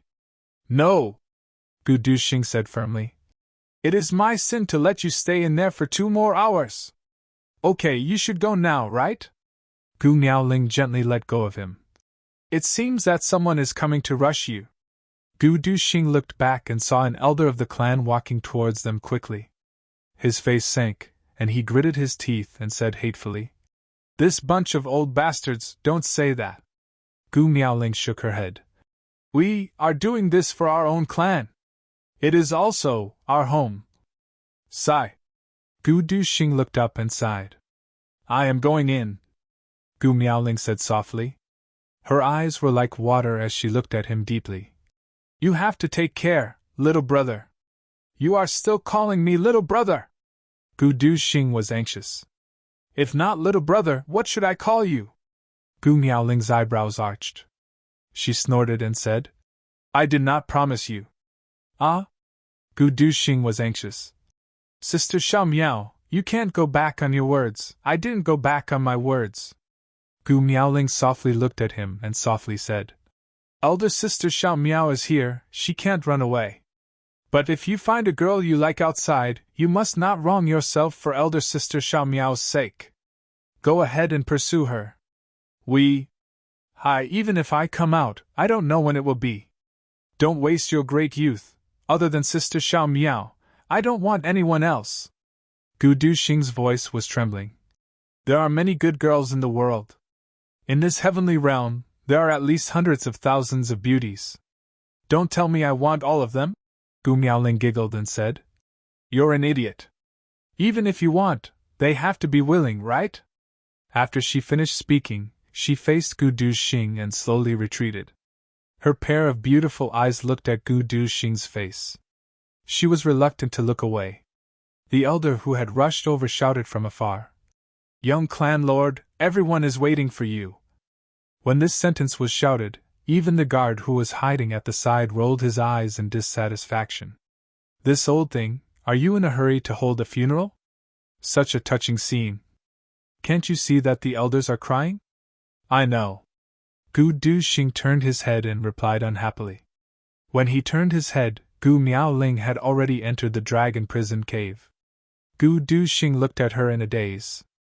After a long time, he suddenly shouted, "Sister Xiao Miao! Wait for me! I will definitely take you as my wife!" Inside the dragon prison cave, Gu Miaoling moaned. She felt her face heat up and her body go soft. This little sweetheart. The cold air in the cave attacked again. Gu Miaoling shivered. She took out the jade box and opened it. Immediately, a wave of heat rose up. Her whole body felt warm and comfortable. She kept this fire essence crystal close to her body. She felt that this cave was like a stove in the cold winter. She did not feel cold at all. This kind of gentle warmth only protected him and the 3 feet around him. The rest of his body was still as cold as ever. However, this kind of treatment was already a far cry from the one just now. At least one person could stay in this temperature. Gu Miaoling reached out and stroked the fire essence crystal in her arms. Her face revealed a bright and beautiful smile. "Duxing, I will wait for you. Even if you don't want me to wait. I will still wait even if you don't want me to wait." Then she sat down quietly. Ever since Gu Miaoling had entered this place, every day felt like a year. But today, she felt that her heart had a glimmer of hope, and calmed down. No matter what I do, there's still an infatuated person waiting for me outside. I cannot fall down. "Duxing, I will not disappoint you." Then Gu Miaoling sat down and meditated. "Duxing is working hard. I also have to work hard to help him." Gu Duxing turned and walked out. He bowed to the guard and said, "Brother, please take good care of her for me." His 2 sword-like eyebrows suddenly rose up. He said, "I will not treat you unfairly." That guard was flattered. He hurriedly waved his hand. "Young clan master, what are you saying? Young miss has not suffered any grievances in here. You can rest assured." "Many thanks." Gu Duxing cupped his hands. His body suddenly shot out. Like a sword, he pierced straight into the sky. "For this love, I will charge."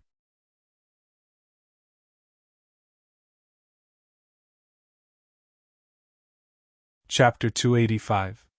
Everyone! This time, we are going to face the 3 stars divine clan for the sake of the entire 3 heavens. Gu Duxing did not beat around the bush and went straight to the point. "We may die, or we may go missing, or we may be eaten by spirit beasts. Regarding this, I only have one thing to say." Below, the eyes of the 2,000 people were on him. Quietly, not a single word was spoken. Gu Duxing stood under the biting cold banner. He pulled out his sword and waved it as he shouted. "This sentence is, behind us is our home. Our parents. Our loved ones. Our children. So, let's go." Before he finished speaking, Gu Duxing flew up and landed on the first horse. He turned around and cupped his fists. "Godfather, take care!" Gu Yunlan waved his hand lightly and said deeply, "I only have one request for you. Come back alive." "Yes." With a wave of the banner, Gu Duxing took the lead and left. Behind him, the majestic cavalry swept past like a whirlwind. Their iron hooves crushed the ice and snow.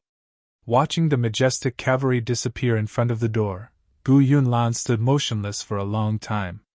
"Clan head." Beside him, a shadow flashed and a person appeared.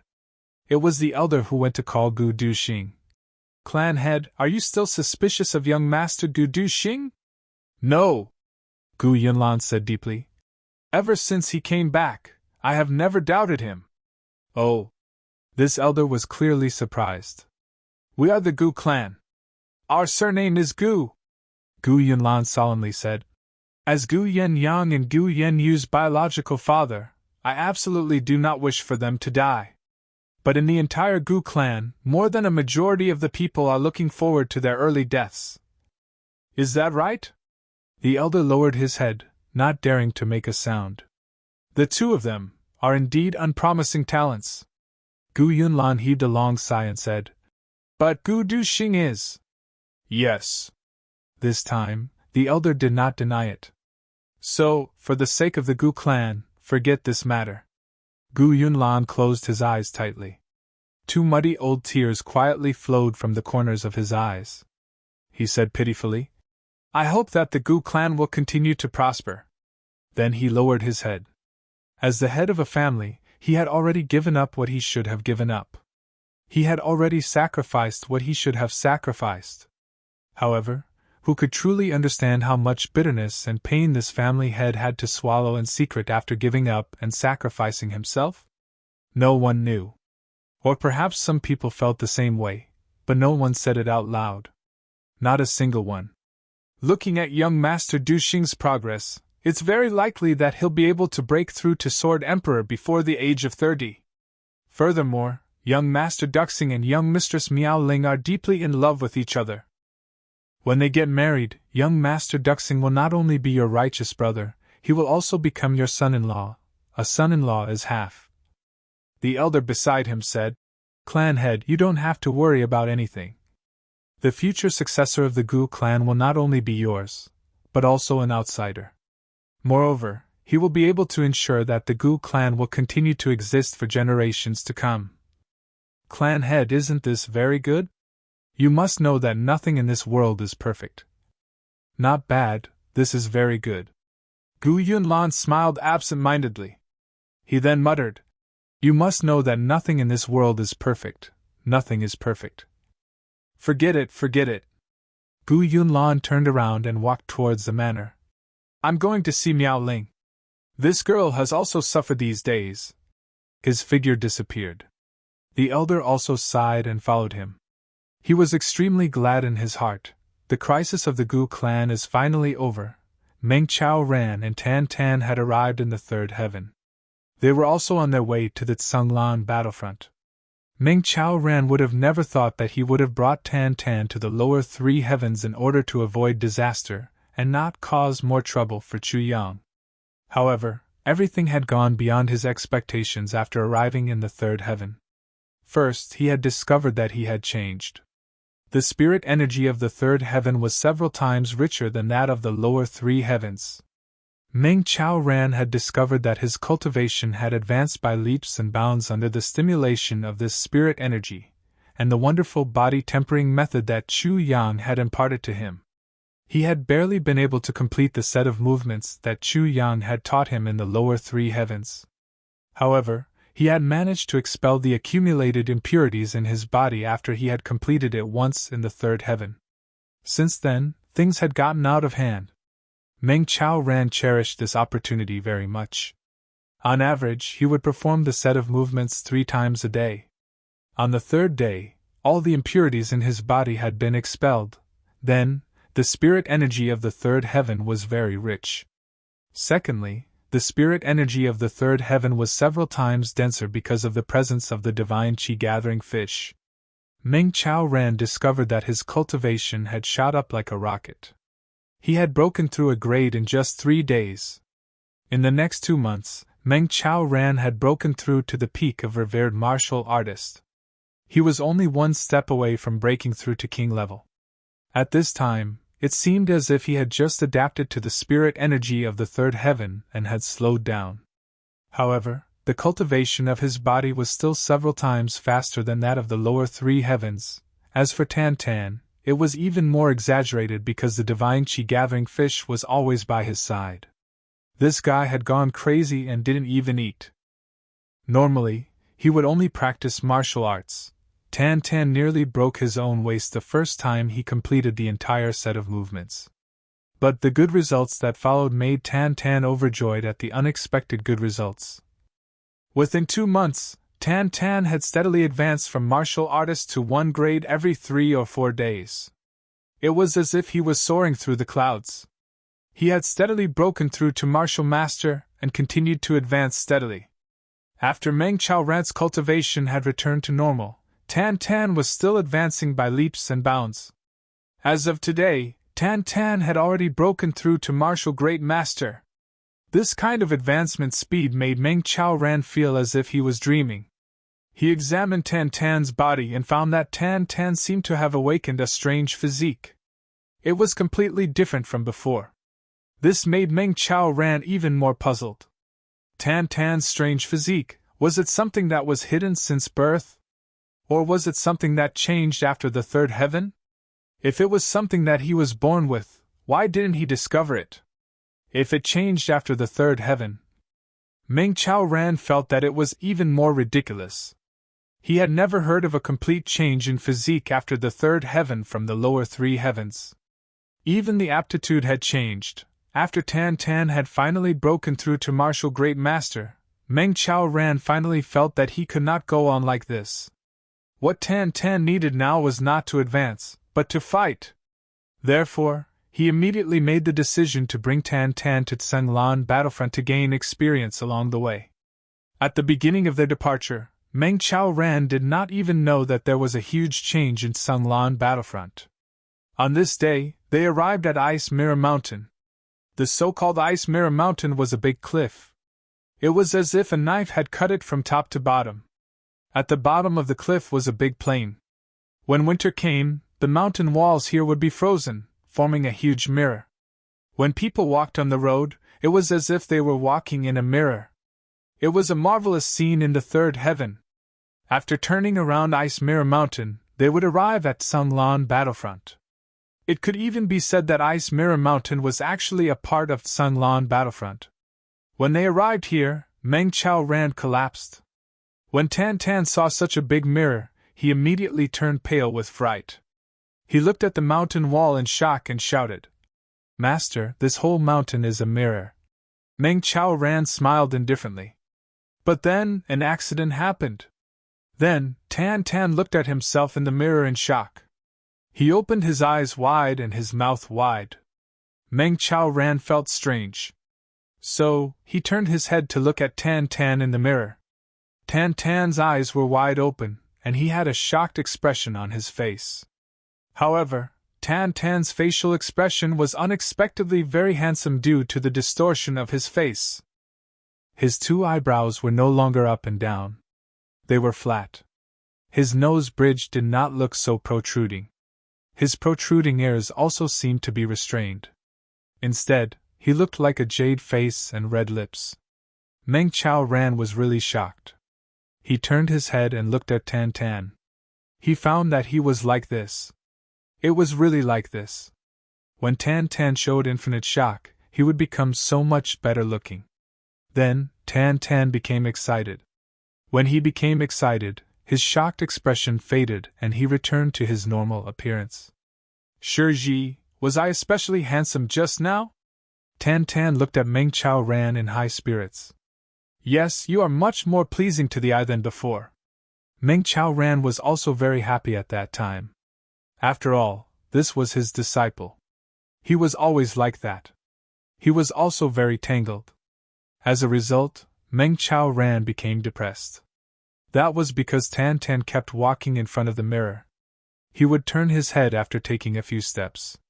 He would grimace and look at the mirror. He would turn his head again after taking a few more steps. He would continue to grimace and change his expression. Finally, Tan Tan found that he looked the best when he was shocked after doing more than 10 experiments. Therefore, Meng Chao Ran's torture began. "Wow! Master!" Tan Tan was shocked. He said, "Look, there is grass here." Meng Chao Ran smiled faintly. "Wow! Master!" Tan Tan was shocked. He said, "The grass has turned green." Meng Chao Ran smiled. "Wow! Master!" Tan Tan continued to be shocked. "Look, the sky is so high." Meng Chao Ran forced a smile. "Wow! Master!" Tan Tan was even more shocked. Look, there is soil on the ground. Meng Chao Ran's smile stiffened. Wow! Master! Tan Tan said in shock. Look at me! The corner of Meng Chao Ran's mouth twitched. Wow! Master! Tan Tan maintained a shocked expression. Am I handsome? Meng Chao Ran's body somewhat swayed. Wow! Master! Tan Tan moved closer to him. Am I more handsome? Tears streamed down Meng Chao Ran's face. He collapsed. What kind of willpower did Meng Chao Ran have? To put it bluntly, even Di Wuqingro would be at an absolute disadvantage when compared with Meng Chao Ran in terms of willpower alone. He would remain calm even if a mountain collapsed in front of him. He wouldn't blink even if the blue sea flowed. He would remain indifferent even if life and death were to part. He would remain calm even if millions of corpses were to fall. You're tuning into the Phoenix Knights YouTube channel. Don't forget to subscribe and join us on this journey to catch the most captivating stories.